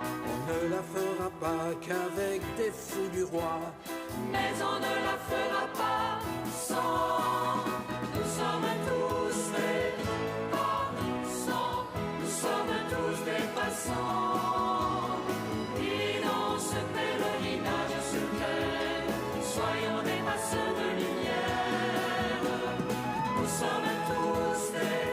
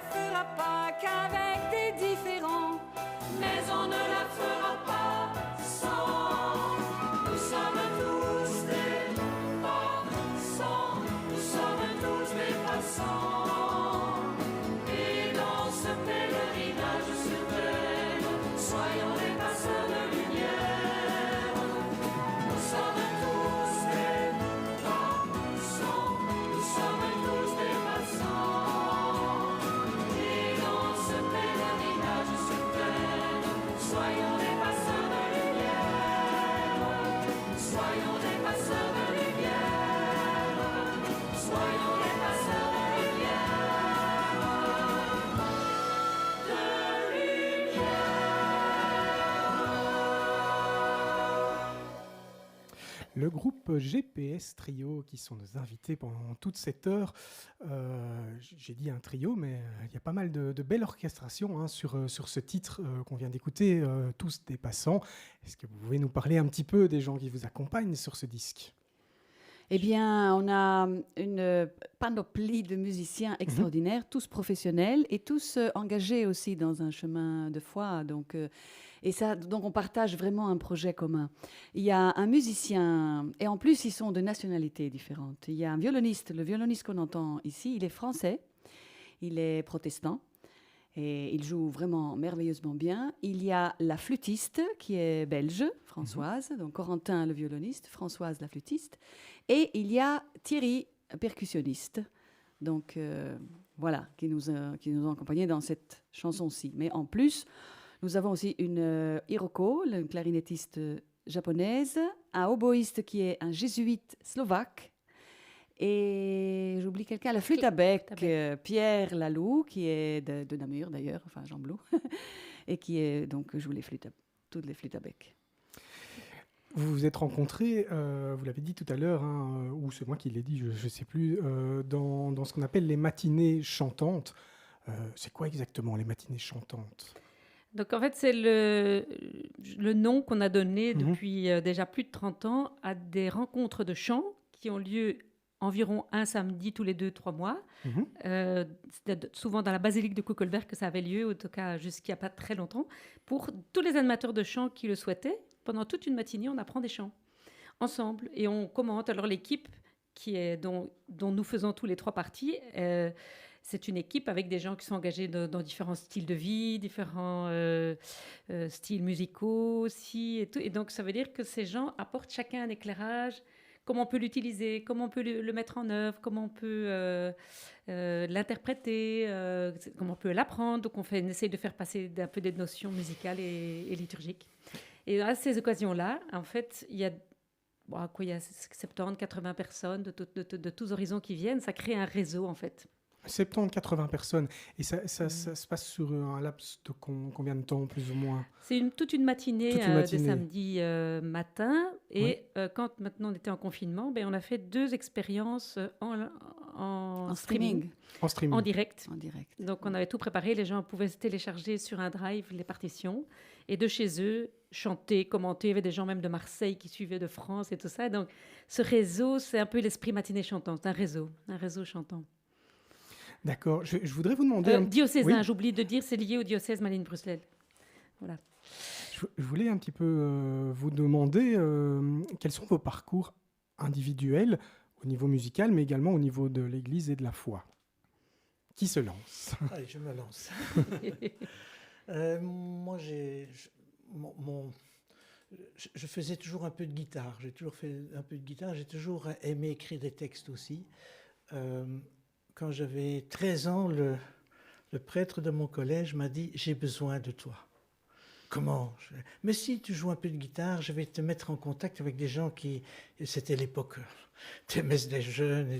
Je vais te mettre en contact avec des gens qui ont 3 mois de plus d'expérience que toi et tu vas voir, ça va aller. Donc je suis tombé dans la marmite, quoi. 1 fois par semaine, on préparait... Enfin, toute la semaine, on préparait notre messe et le samedi soir, il y avait la messe où je jouais de la guitare. Moi, j'étais d'abord très classique, puis j'ai joué de la guitare d'accompagnement aussi. Et puis, entre-temps, j'ai continué l'académie. Je suis arrivé au bout de l'académie. J'ai fait l'école normale. J'étais, en tout cas, formé comme institut primaire. Et puis, je me suis dit, à ce moment-là, j'ai envie de continuer la guitare pour encore mieux m'accompagner. C'était un peu ça. Bon, finalement, je suis devenu... j'ai réussi un premier prix de guitare classique au conservatoire. Et alors, j'ai combiné toujours les deux parce que je suis resté prof de musique en secondaire pour une partie et professeur de guitare en académie. Et donc, j'ai toujours écrit des chansons mais là, c'était pas des chansons religieuses, c'était plus des chansons de la vie de tous les jours. Depuis... Oui, je sais pas, ça s'est fait progressivement, mais je pense comme Obélix, je suis tombé dans la marmite quand j'étais petit. Donc, auteur-compositeur de longue date. Oui, voilà. Oui. Dès l'adolescence, en fait. Oui, déjà, oui, oui, certainement. Grazia ou Oui. Béatrice? Eh bien, moi, j'ai un peu le même parcours. Donc, ça, parce que j'ai commencé... Bon, la musique, j'ai commencé assez tôt avec le piano, que j'ai toujours joué, que j'ai terminé au conservatoire. Et du point de vue de l'engagement, j'ai commencé à animer, mais moi, j'étais dans les... Puisque je suis d'origine italienne, j'étais dans la communauté italienne de Bruxelles, dans une communauté italienne de Bruxelles, et j'animais le chant à partir de l'âge de 14 ans, donc là-bas. C'est là aussi que j'ai commencé à écrire quelques chants. Et moi, c'était uniquement dans le domaine du religieux, donc que je composais. Et puis, j'ai continué dans différentes paroisses après. Et un jour, c'était un week-end. C'était pas les matinées chantantes, mais c'était le même principe. Donc, un week-end d'apprentissage de chant à Farnières, que j'ai rencontré Béatrice et Philippe. Et qu'ils m'ont dit, mais ce serait chouette qu'on travaille ensemble. Et donc, c'est comme ça que nos routes se sont croisées avec cette expérience. Voilà.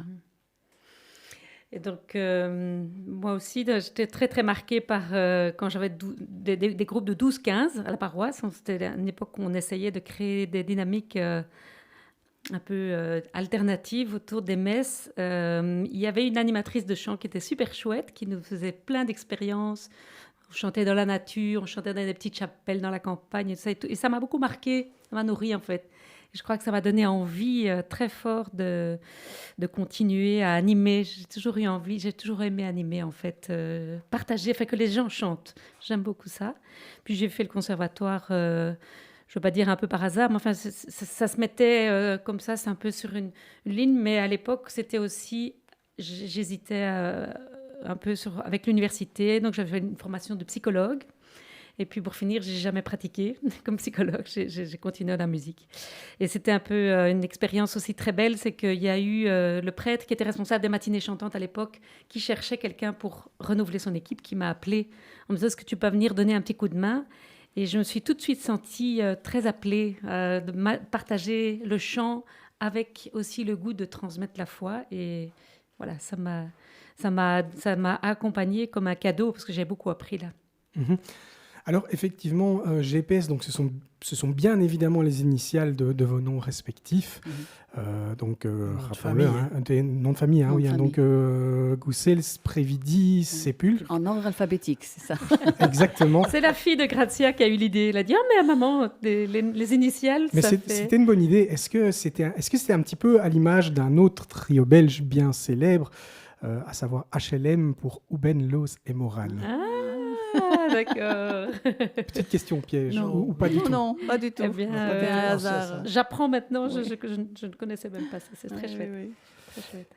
Alors, puisqu'on parle du nom GPS, est-ce qu'il y a un double sens à votre nom GPS Trio, par exemple GPS, l'envie d'être une sorte de guide? Je crois qu'au départ, c'était vraiment un acronyme comme ça. Ça sonnait bien. Puis on s'est dit, oui, un petit GPS pour le Seigneur. Ou...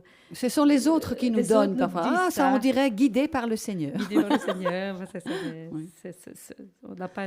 Disons que, comme vous dites, c'est les autres qui nous... Oui, c'est les autres qui nous attribuent un sens. Oui. Oui, il n'y a pas une longue recherche de sens derrière. En fait, on a dû trouver un nom très vite parce qu'on a été contacté pendant un an après le démarrage de l'écriture des chants. On a écrit pendant 9 mois, en fait, une gestation. Et puis, on a rencontré Joachim Simas, le compositeur français de chants franco-grec de chants liturgiques, qui nous a dit, maintenant, on a voulu travailler avec lui. Il nous dit, maintenant, vous arrêtez d'écrire et vous travaillez. Donc, on s'est mis à retravailler ces chants. Et à ce moment-là, on nous contacte pour un concert. On n'avait jamais fait des concerts ensemble. On chantait ces chants, chacun dans sa paroisse, ou chacun avec ses groupes, mais pas ensemble. On n'existait pas comme trio. On existait comme créateur, mais pas comme chanteur. Et à ce moment-là, on a dû trouver un nom de groupe. On devait jouer avec un groupe musulman et un groupe juif. Et on devait être le groupe chrétien. Et c'est à ce moment-là, très très vite, qu'on a dû trouver un nom pour le groupe. Et c'est là que ma fille m'a dit, écoute, vos 3 initiales en ordre alphabétique, ça donne GPS, ça pourrait être sympa. En plus, c'est moderne. Voilà. Elle a été inspirée. Et j'avais envie de vous demander, c'est quoi votre, comment dirais-je, votre terreau musical commun? Sur quel, vos influences sur lesquelles vous vous retrouvez tous les trois? La musique classique, Oui, sûrement. je crois. Ça, je crois qu'on À a la tous les base, trois, c'est ça. Ça, je crois. Maintenant, après, il y a la musique liturgique aussi, quand même. La puisque musique liturgique. Je on a crois que c'est un beaucoup- mélange de musique classique, en tout cas pour la partie composition. Oui. Je crois que je me base beaucoup. Et la musique liturgique dans laquelle nous avons baigné. Et la chanson française, peut-être aussi. Moi, Ça, c'est la c'était chanson. beaucoup plus la chanson française avec quelques-uns de mes poètes préférés, Moustaki, tous ces gens de mes années 70-80 que j'aimais bien. Les chanteurs à texte, en fait. Oui, exactement. Oui, c'est vraiment ça. oui. Donc, pour moi, au niveau texte, ça m'a forgé vraiment. Au niveau texte, oui, Parce vous qu'il y a voulons parler au un niveau peu musique. là-dedans du Brel, du Ferré, Brassens, tout ça. Tout ça, oui. Oui. Tout ça m'intéressait très fort. Et, voilà. Moi, j'ai toujours aussi été fort touché par la beauté de notre langue française, étant pourtant petit-fils de flamand. Donc, je suis tombé dans les deux cultures, en fait. Mais j'ai toujours eu un amour de la langue française, parce que c'est une langue où on peut vraiment jouer avec les mots. Il y a des sonorités magnifiques. Et ce jeu, ce puzzle de construction de la langue, avec surtout, beaucoup l'oublient, mais les accents toniques, les placer à bon escient sur une musique. Donc, étant auteur, mais aussi musicien, je ne compte pas simplement mes pieds, mais je compte les accents intérieurs. Et donc, c'est pour ça que quand je donne un texte à Grazia, moi, j'ai déjà ma petite musique brouillon que je gomme quand je lui donne, mais pour que le couplet 1 soit isométré par rapport au couplet 2 et au couplet 3 pour que ça tombe bien dans la musique. Alors, c'est toujours une surprise. Qu'est-ce qu'elle a fait? Moi, je sens comme ça, et puis je reçois un peu différent, mais c'est très bien. Et on pourrait vous chanter quelque chose, d'ailleurs, qui est assez représentatif de c'est un canon. C'est un grand plaisir. Moi, j'allais justement vous le demander. Mais voilà, donc. et en fait, c'est un canon qui est inspiré du psaume 84 qu'on chante à l'avant, et c'est amour, rencontre, vérité, justice et paix s'embrassent, un peu le thème de base. Explique comment tu as imaginé. Donc le psaume, il dit, donc c'est que 2 phrases du psaume: amour et vérité se rencontrent, justice et paix s'embrassent. Alors, avec mon amour des mots, comment est-ce que des mots peuvent se rencontrer et s'embrasser? Eh bien, en écrivant quelques phrases et les faisant en canon, alors les mots se mélangent et s'embrassent. Et donc, amour, rencontre, vérité. Est-ce que c'est amour qui rencontre vérité, ou bien amour, virgule, rencontre, virgule, vérité? On peut déjà aussi déjà jouer. Il y a des pièces du puzzle qui se mettent en place. Plusieurs sens de lecture aussi. Oui. Voilà. Allez-y, quand vous On peut voulez. essayer, voilà.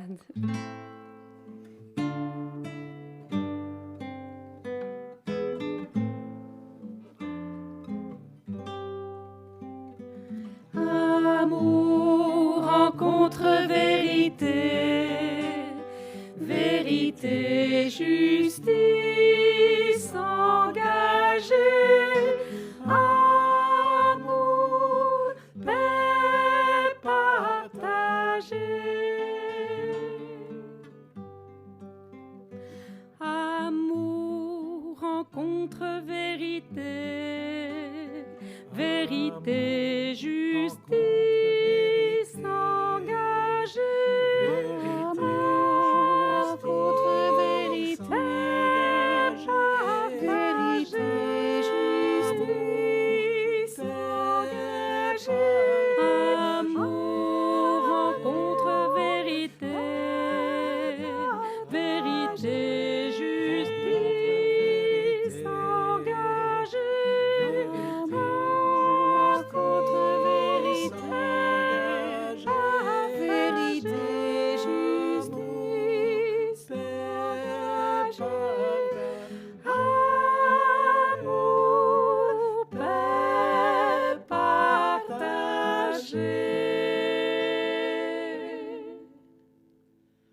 il fait assez chaud dans le studio, donc mes cordes, elles ont un peu... Elles ont un peu bougé. Elles ont un peu bougé. Là, il fait chaud ici. C'est du live, hein, on est en direct, donc c'est un peu de spontanéité. C'est comme ça, c'est très bien. En tout cas, très très belles harmonies, évidemment. Hein. Et puis, en tout cas, un grand merci aussi de venir jouer en live, parce que l'exercice n'est pas toujours évident et on n'est pas forcément dans les conditions optimales. On est dans un studio radio ici et pas un studio d'enregistrement avec bien qu'on a quand même des plexis et ce genre de choses comme dans les vrais studios. Mais on est content d'être accueillis à RCF, mais on a déjà été accueillis à RCF Bruxelles pendant 10 ans pour une émission mensuelle qui s'appelle Dieu touchant. Et donc, on a... En 3 mots. On a fait cette expérience pendant 10 ans de chanter en direct, une fois par mois, toutes sortes de chants. Et c'était pas que les chants du trio, mais on les commentait, tout ça et tout. Et donc, on trouvait que c'était formidable qu'RCF fasse ça. Parce qu'on trouve que c'était très chouette de, évidemment, enregistrer des beaux CD. On y travaille beaucoup parce qu'on croit que c'est important aussi. On sent que ça touche beaucoup de gens dans des lieux, même comme les prisons, les maisons de repos et tout ça. Mais on trouve qu'il y a toujours une qualité le plus live possible à chercher. Hein. On aime ça. Oui, parce que ça permet proche. le contact et la communication avec les personnes beaucoup plus directes, forcément, que par un CD. C'est ça. Et tout ce que Grazia a écrit comme orchestration, elle fait très attention de préserver le texte et que les gens puissent le chanter, que ce ne soit pas quelque chose qui devienne complètement inaccessible. Et c'est tout un art, c'est vrai. Hein, c'est vrai. Mais voilà. Mais justement, comment se passe le processus d'écriture donc, comme vous l'avez dit, hein, les chansons sont basées sur des textes liturgiques que vous choisissez. Comment vous transformez ça en mots pour que ça devienne une chanson? Ça, c'est lui. C'est Philippe. Est-ce que c'est un processus d'écriture à l'instinct ou bien il y a des règles à respecter? Mais déjà, que ce soit dans la Bible ou j'ai mon fil qui... que ce soit un texte profane ou liturgique, quand on lit un texte dans l'Évangile ou quoi, spontanément, il y a une phrase qui sort qui dit « Ah, ben ça c'est un refrain, cette chose-là qui est dite au milieu du texte ou à la fin du texte ou au début du texte, ça, je peux même revenir dessus parce que ça sonne comme un refrain. C'est l'idée forte. Par exemple, oui. Et bon, alors après, il faut commencer. Et on commence un petit modèle. Et puis, moi, je travaille avec des colonnes. Je mets à gauche mon texte original, ce que je veux dire avec mes mots à moi. Un tableau Excel Non, je travaille bêtement sur une feuille Word que je divise en deux colonnes. Et alors je commence, et chaque fois que j'ai dit une des idées de mon texte original, parfois même je le barre, informatiquement je le barre à gauche. Ça c'est dit. Une fois que j'ai un modèle, après j'essaye de voir où tombent mes accents toniques. J'essaye que ça soit déjà dans le couplet, que ça tombe juste aussi déjà, que ce soit joli, que ce soit harmonisé. Mais alors après, j'ai un modèle et je travaille mes autres couplets sur ce modèle-là. C'est pour ça que ça sifflote dans ma tête quand je fais mes autres couplets. Mais alors de temps en temps, c'est arrivé quand même quelques fois. Oui, parce qu'il faut préciser que c'est toujours le texte d'abord dans le trio. Hein. D'accord. Donc ça, il y a quand même une méthode. Ah oui, c'est toujours parce que la musique, elle sert pour moi à mettre en valeur un texte. C'est pas un but en soi dans ce que nous faisons. Elle souffle dans mon texte pour lui donner ça, pour le redresser. Mais c'est toujours ce texte. Mais tu étais en train de dire que parfois. Enfin, oui, c'est arrivé une fois ou deux. Une toute première fois avec un texte. C'était basé sur une parole du Christ un peu forte. Les prostituées et les publicains seront avant vous dans le royaume de Dieu. Et avec ça, j'avais fait un refrain. 4 phrases. Ceux que nous aurions jugés d'avance, qui pour nous n'auraient pas la moindre chance, sont avant nous dans le royaume de Dieu, seront avant nous, sont avant tout dans le cœur de Dieu, seront avant nous au royaume des cieux. Donc ces 4 phrases-là, finalement très fortes, c'est une traduction de ces 2 phrases de la Bible. Et puis, j'ai envoyé déjà à Grazia en lui disant, bon, je sais pas très bien quoi faire avec ça. Enfin, ce refrain un peu à la Thésée pourrait tourner en boucle. Et puis, j'ai dit, bah, je pense peut-être que je pourrais mettre des couplets sur la femme qui Adultère, ou n'importe quoi. Et toi, tu m'as dit, qu'est-ce que tu m'as dit ? Je dis, mais pourquoi tu ne mettrais pas plutôt des couplets sur les béatitudes, revisiter les béatitudes? Et alors j'ai dit, d'accord, mais alors toi, tu me fais un la. Et alors, elle m'a fait un la dans lequel j'ai injecté des béatitudes, mais en forme de poème. Voilà. Ouais. C'était la seule fois où on a travaillé à l'envers. Mais sinon, c'est d'abord le texte. Oui, le texte. Mais moi, je travaille maintenant de plus en plus comme ça, quand je fais des versions françaises de chants qui existent et que je veux en faire d'autres langues, une version française. Je ne dis pas une traduction parce que c'est des paraphrases plutôt, c'est dire la même chose mais autrement en français. Une adaptation. Une adaptation. Et alors à ce moment-là, je travaille, évidemment, j'ai déjà ma musique et donc il faut que mes mots tombent juste sur la grille, je dirais dans le paysage qu'offre la musique.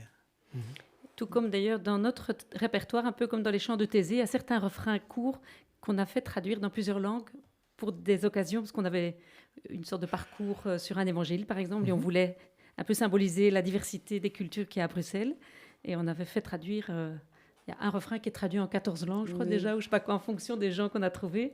Et ça, c'est très, très riche, en fait. Cette visitation aussi par...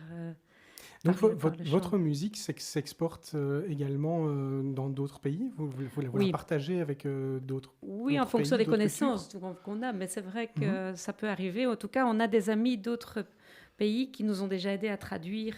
Et je ne sais pas s'ils utilisent...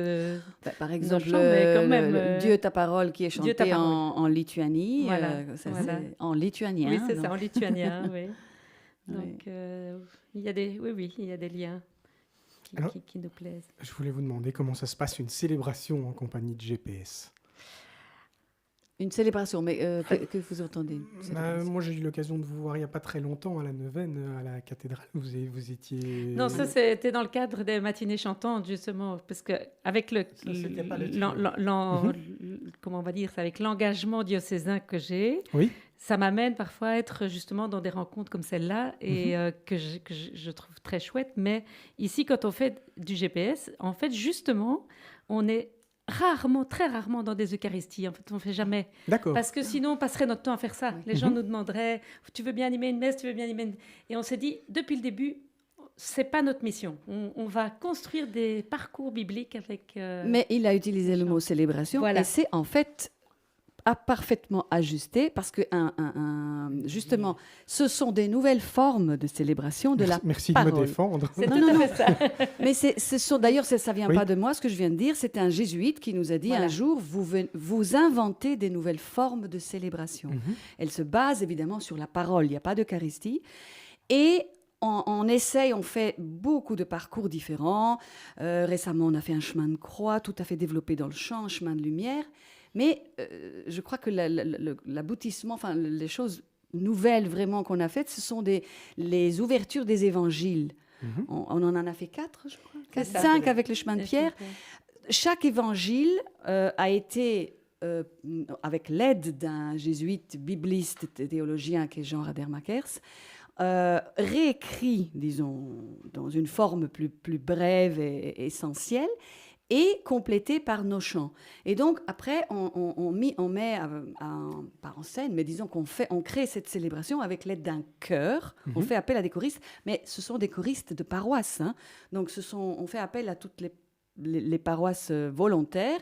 On a rassemblé jusqu'à une centaine de choristes. Alors, on fait 3-4 répétitions, on envoie le matériel à l'avance pour que les choristes puissent répéter chez eux. Matériel audio. Hein, matériel oui, partition, matériel pour apprentissage, disons. Oui. Et puis, on réunit, on fait 2-3 répétitions ensemble et on fait cette célébration. Concert spirituel, on n'a pas trouvé on n'a jamais trouvé de mots pour dire mais en fait, ce sont des célébrations de la parole. Oui, c'est ça. Et donc, c'est vrai qu'on est comme ingrédient principal le chant, mais à partir de là, on a greffé d'autres disciplines artistiques par la rencontre qui s'est mise sur notre route. D'ailleurs, on a rencontré des danseurs, ça s'appelle les pèlerins danseurs. Alors, ils sont intervenus sur certains chants. On a rencontré une peintre qui s'appelle Anne Wouters, qui avait fait justement un très bel ouvrage à 2 voix avec Jean Radermakers sur le prologue de Saint-Jean.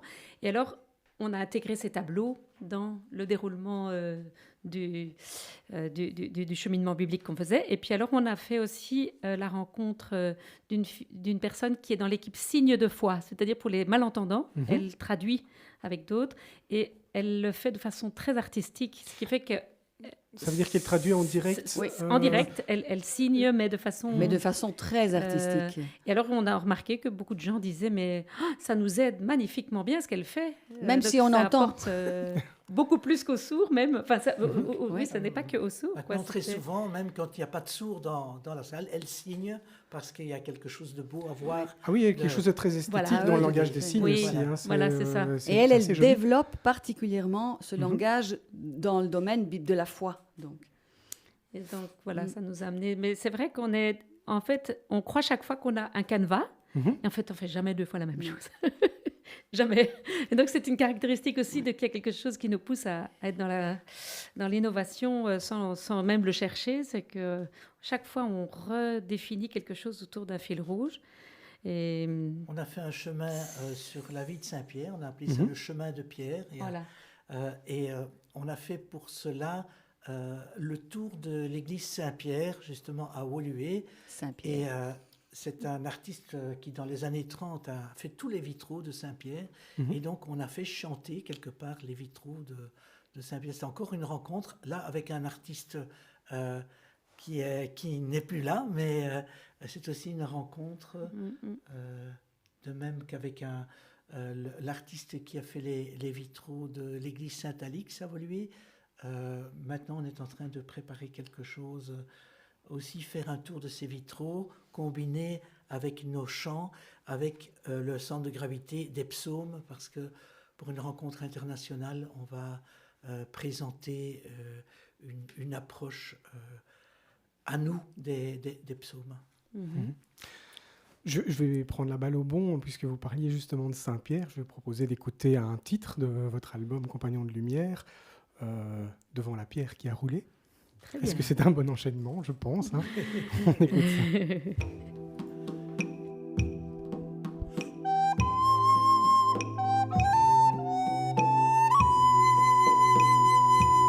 Devant la pierre qui a roulé, nous avons vu et nous croyons dans ta lumière d'éternité.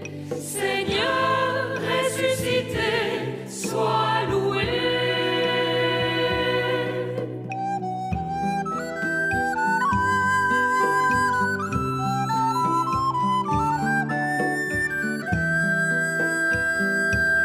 Nous étions morts au fond de la nuit, mais ton soleil nous a levés. Dans ce passage, tu nous conduis. Seigneur ressuscité, sois loué.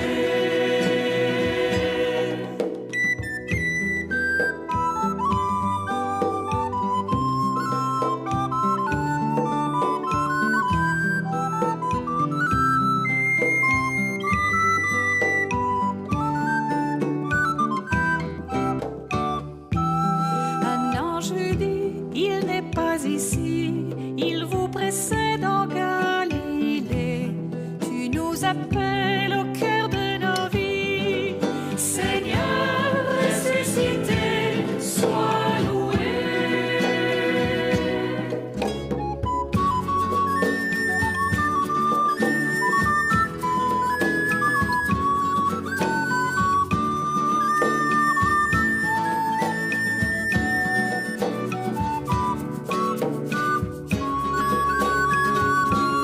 Tu as mis feu à nos cœurs lassés, tu as mis fin au désespoir, tu veux changer notre humanité.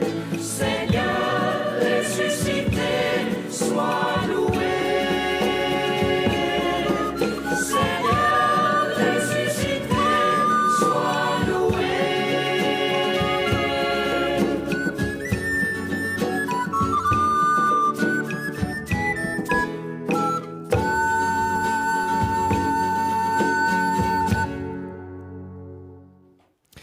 Et c'était un nouvel extrait de ce dernier CD en date de GPS Trio, Compagnon de lumière, avec La pierre qui a roulé. Alors, j'ai une question qui me brûle les lèvres. Je me demandais, parce qu'aujourd'hui, on a passé pas mal de ce qu'on appelle le rock chrétien. J'avais envie de me mettre ce petit défi-là. Moi, j'ai passé pas mal de choses comme ça. Je voulais savoir, est-ce qu'il y a des festivals qui sont dédiés à la chanson chrétienne? Je crois qu'il y en a, mais nous, on ne les connaît pas bien, en fait. On a eu des informations peut-être d'un festival du côté néerlandophone par notre ami qui est l'ingénieur du son avec qui on travaille depuis le début, c'est Geert de Deken. Et donc, il est dans les Focolari aussi, et du côté néerlandophone, il a peut-être... Mais sinon, honnêtement, moi, je ne m'y connais pas très bien. On n'a pas beaucoup, mais on n'a jamais cherché non plus, parce que c'est pas un créneau dans lequel on a envie peut-être de... Enfin, on n'y a jamais pensé, en fait. On était branchés plus animation et plus... C'est vrai, c'est lui qui voudrait nous entraîner là. Appelez-nous. Mais donc, justement, en fait, votre musique, vous la destinez... Enfin, vous la jouez sous plusieurs formes, dans plusieurs contextes. De manière globale, quels sont les différents contextes dans lesquels vous proposez vos services? C'est vrai que c'est souvent dans des célébrations, plutôt dans des églises au départ, mais c'est aussi peut-être on a déjà été chanté dans des écoles, dans des maisons de repos, on a déjà été chanté à la prison, dans des congrégations. Donc c'est plutôt dans des lieux, au départ, j'allais dire, c'est pas des lieux publics, au sens vraiment chanter sur une scène publique, quoi. Ça, on n'a pas fait beaucoup, mais c'est plutôt des lieux où il y a une célébration ou un temps fort ou une animation un peu spirituelle qui pourrait être proposée. Ou à l'occasion de l'anniversaire d'une paroisse ou des choses comme ça. C'est ça. C'est donc, une façon de rassembler les gens aussi, faire des rassemblements d'unité pastorale qui veulent marquer le coup au début de l'Avent ou au début du Carême ou quoi. Et donc, du coup, ils cherchaient quelque chose qui pourrait rassembler tout le monde. Et alors là... En fait, je pense qu'on est dans un... Parce que vu l'âge que nous avons, on n'a pas commencé à 20 ans en fait, à faire ça, ça nous a amené plutôt autour des 50 ans à commencer. C'est assez étrange de commencer une vie comme ça, plus créative et publique, entre guillemets, tard. Et en même temps, ça nous amène à être tout le temps dans une idée de transmission. Donc, par exemple, on est très actifs pour le moment dans l'association des auteurs-compositeurs de chants religieux qui se trouve en France. Enfin, c'est pour toute la francophonie, mais c'est surtout au départ la France. Et ils sont très heureux de cette collaboration parce qu'au fond, on a une expérience sans le savoir. En fait, on a acquis beaucoup d'expérience de par notre passé. Et en même temps, on est très enthousiastes et jeunes dans le domaine, alors que certains animateurs de chant en France sont un peu fatigués parce qu'ils se sentent mis sur le côté, les communautés nouvelles ont pris toute la place. Et alors, il y a comme une sorte de réveil qui se passe maintenant, où on se dit, mais non, il faut faire des liens et transmettre ce goût à des jeunes, d'écrire, de se former, de transmettre par la musique la foi et l'écriture, parce que je crois que c'est l'écriture aussi qui est parfois un peu le parent pauvre des chansons plus récentes, qui sont très destinées à toucher l'émotion et à mettre en route quelque chose dans le cœur, mais parfois peut-être un peu moins travaillées au niveau de la recherche, parce qu'on se dit, on va prendre des morceaux de la Bible et puis on va les mettre et ça va aller. Et je crois que justement dans la crêle, on a envie de transmettre le goût, de se dire, mais si, allez-y, vous pouvez écrire aussi vos manières de recevoir la foi, la Bible, les questions d'aujourd'hui. Acrel, association. Acrel, ça s'appelle, oui, c'est ça.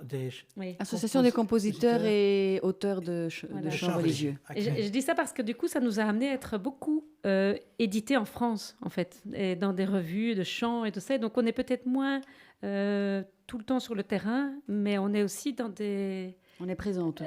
Voilà, on est dans des lieux de transmission et de réflexion, de formation qu'on aime beaucoup aussi. Et en somme, vous préparez un petit peu la relève. Mais en tout cas, on a ce goût. C'est vrai. C'est vrai qu'on a ce goût. On a des jeunes avec qui on travaille, qui chantent avec nous, qui gravitent un peu autour de nous, avec qui on aime bien être en contact et qu'on encourage. Vas-y. Et donc, on est allé à Paris juste au moment du confinement qui éclatait 3 jours après. On a eu de la chance. On a chanté avec tout un groupe de jeunes salésiens de Don Bosco et d'un jeune Belge qui travaillait là-bas, Joachim, pour Laudato Si, l'écologie aujourd'hui, qu'est-ce qu'on fait?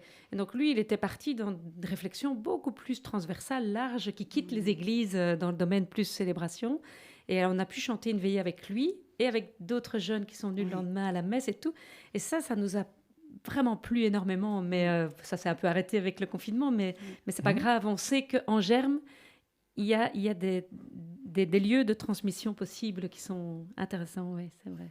Oui, c'est important, ça, l'écriture. J'avais envie de faire un petit parallèle parce que quand vous me parlez de ça, ça me fait penser à Francis Cabrel qui lui organise chaque année ce qu'il appelle les rencontres d'Astafort. Donc c'est dans son village duquel il a été maire pendant un certain temps. Mais bon, ça peu importe. Ça mis à part, chaque année, il organise des ateliers d'écriture pour les jeunes qui s'inscrivent et donc il rencontre des auteurs, compositeurs. C'est pas Yves Duteil dont vous parlez. Non, Francis Cabrel. Francis Cabrel. Yves Duteil fait ça aussi, je crois. C'est possible. Oui. Ah ben c'est bien ça. Et donc voilà, après il y a... Mais ça c'est intéressant d'entendre ça, oui, vraiment. Ah super. Et donc je pense qu'au niveau de l'écriture, il y a beaucoup à faire. Moi je suis un défenseur aussi de la chanson française bien écrite, des bons textes. Oui. Et puis je vais dire, une fois qu'un jeune fait l'expérience de devoir lui-même mettre les mots en forme, il va plus jamais lire l'écriture de la même manière. En fait, ça ouvre. C'est pour la musique aussi, d'ailleurs. Oui, c'est ça qu'on aime. Maintenant, évidemment, qu'avec le confinement qui s'apaise, je crois que nous, on sera très contents d'aller rechanter un peu là où on va nous appeler, où on va construire des projets, bien sûr, aussi. Oui, parce que justement, j'ai cru voir que vous aviez créé votre propre chaîne YouTube et que durant le confinement, vous avez justement lancé ce qu'on appelle la Bible chantée au balcon. Vous pouvez nous en dire un petit mot? La Bible chantée au balcon est née lors du premier confinement, je crois, après Pâques. Oui. Après Pâques. Parce qu'on avait été arrêté net avec, justement, on devait présenter le CD, on n'a pas pu le faire. Et donc, on a laissé passer le carême. Et puis, à Pâques, on s'est dit, mais on ne va pas rester quand même sans rien faire. Comment est-ce qu'on peut, ces chants que nous avons créés, les faire vivre et en même temps transmettre et garder un lien avec les gens et les aider peut-être, au lieu de venir à notre veillée, de prier autrement par la musique. Et donc, on a imaginé de prendre chaque chant. On l'a fait pratiquement avec chaque chant du CD, non? Peut-être pas. Non, parce que ça suivait en fait le thème liturgique de chaque semaine. Donc chaque semaine, on choisissait un chant et Philippe créait un diaporama. Et en même temps, il créait aussi une méditation qui précédait le chant. Donc on avait un film, un MP4, avec une méditation sur fond musical, suivie par le chant complet. Donc ça, c'était les Bibles au balcon, les rendez-vous. On a pu faire ça sans se voir parce qu'on était... Mais oui, chacun chez soi. On ne pouvait pas chanter ensemble, mais on l'a fait quand même. Et alors, à ce moment-là, surtout en Italie, on voyait des images des gens qui mettaient l'ambiance d'un balcon à l'autre. Moi, j'avais trouvé que c'était chouette d'appeler ça la Bible chantée au balcon, quoi. Donc, avec cette image... Et notre ami graphiste là, nous a trouvé des belles images pour illustrer ça. Je vois que le temps avance malheureusement et qu'il nous reste un petit peu moins de 10 minutes. Et ça me ferait vraiment plaisir que vous interprétiez un autre petit morceau en live, si vous avez ça sous la main. Mais je pense que je peux prendre Compagnon, si tu veux. Oui. Alors ça, c'est un chant qui était basé sur l'idée vraiment de ce titre de ce CD, le Christ, qui est en fait un compagnon de route, qui est avec nous. Et alors, dans ce chant, vous allez entendre un peu aussi les différentes étapes de la vie du Christ, telles qu'on pourrait dire, entre guillemets, on la chante à la messe. Tu es né, tu es mort, tu as vécu avec nous. Et ce texte, Philippe l'avait écrit il y a... au moins 40 ans. Très, très longtemps. Et ça fait aussi partie du trio. C'est que parfois, on redécouvre... Mais ça, ce texte-là, c'est magnifique. Et même s'il avait une autre musique un petit peu moins aboutie, il le donne à Grazia. Et alors, elle fait... Qui ne connaissait pas l'autre musique. Donc des nouveaux. Voilà. C'est ça. On va faire un seul tour. Ah, d'accord.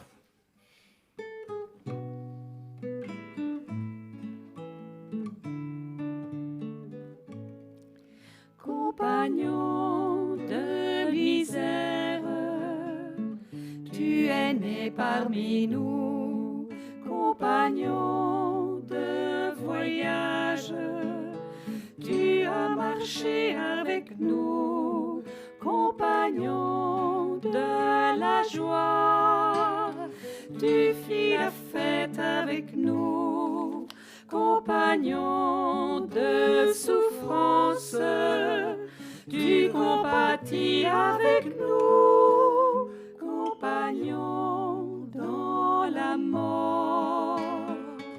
Tu t'es offert pour nous, compagnon de la vie, ressuscité avant nous, compagnon de l'amour. Tu es vivant en nous, compagnon dans la gloire. Tu reviendras parmi nous, compagnon, compagnon, compagnon, compagnon.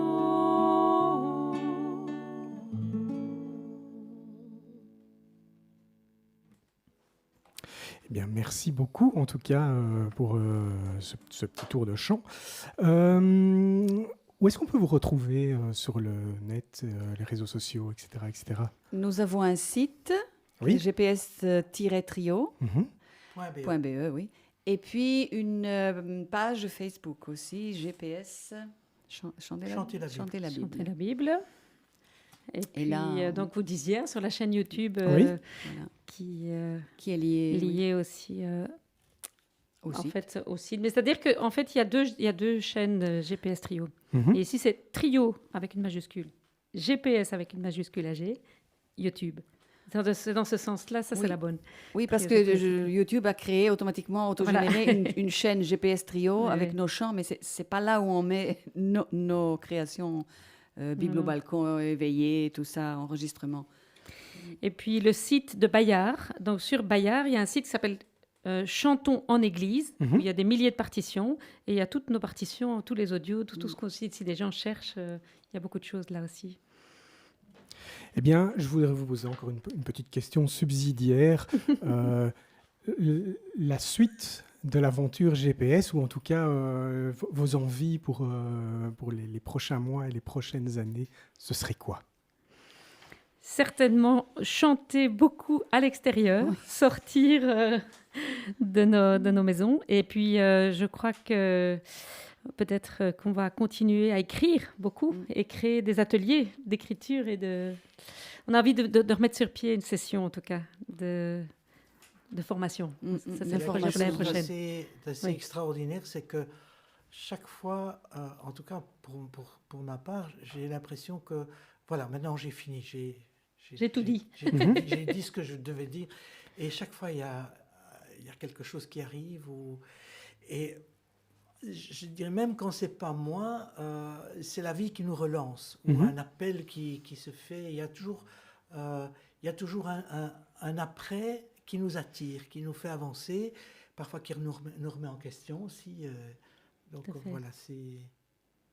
Et donc, on va aller chanter à Baie, en Suisse, au mois de novembre. Ça, c'est déjà prévu. Puis... Et puis voilà, espérons que... Comme pour tout le monde, le calendrier commence Voilà. tout doucement Commence à à se se remplir, réouvrir. tout à fait, Et, c'est bon, vrai. ça, c'est plutôt un bon signe, en fait. Hein. C'est plutôt... Et donc, des le nouvelles souhaite vraiment. aventures Oui, oui, on le très souhaite prochainement. En tout, vraiment cas, pour tout le en monde. tout cas, on vous le souhaite. Et, Merci. Voilà. Merci. Et Merci puis, beaucoup. Voilà, en tout cas, un tout grand merci d'avoir répondu, enfin d'avoir passé cette heure ensemble, de nous avoir chanté en direct. Hein, rappelons-le, c'est pas un exercice toujours facile à la radio. Et on a été ravis de vous accueillir. Et puis, vous revenez quand vous voulez, bien évidemment. Merci. Merci à vous. Et alors, je vous propose qu'on se quitte justement avec un titre qui a pas mal d'importance pour nous, puisque, je ne sais pas si c'est voulu, mais en tout cas, c'est le slogan... RCF Bruxelles. Oh, d'accord, ok, donc c'est tout à fait voulu. Oui, c'est tout à fait voulu. Oui, c'est le slogan de notre radio, hein, donc bien sûr, on peut le dire, hein, la joie se partage. Et c'est une chanson qui date de quelle année, ça? Il y a 3-4 ans, c'est ça. Eh bien, justement, là, en primeur, alors on va se l'écouter et on va se quitter avec ça. Merci, bonne suite. Merci, à très bientôt. La joie se partage, la joie se propage. Elle et moi, c'est un voyage, et l'émoi devient visage. La joie se partage, la joie se propage. Elle et moi, c'est un voyage, et l'émoi devient visage, et l'émoi devient visage.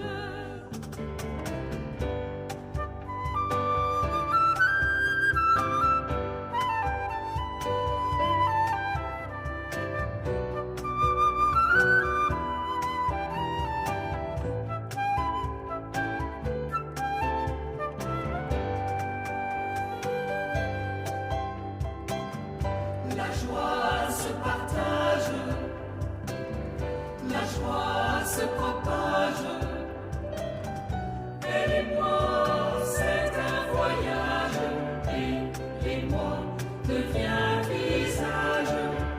La joie se partage, la joie se propage. Elle et moi, c'est un voyage, et l'émoi devient visage, et l'émoi devient visage. La joie se partage, la joie se propage. Elle et moi, c'est un voyage, et l'émoi devient visage. La joie se partage, la joie se propage.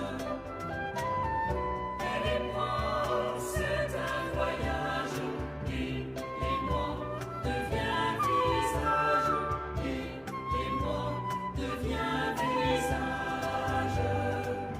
Profonde et accessible autour d'une thématique. La joie se partage, la joie se propage, la joie se propage. Et moi, c'est un voyage, et moi devient visage.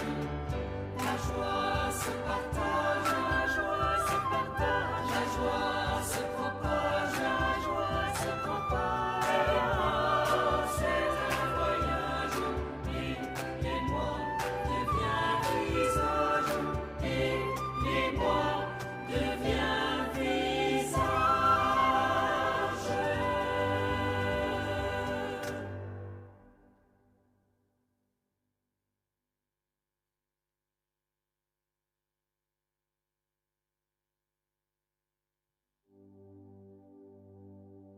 Seigneur Jésus, à qui irions-nous?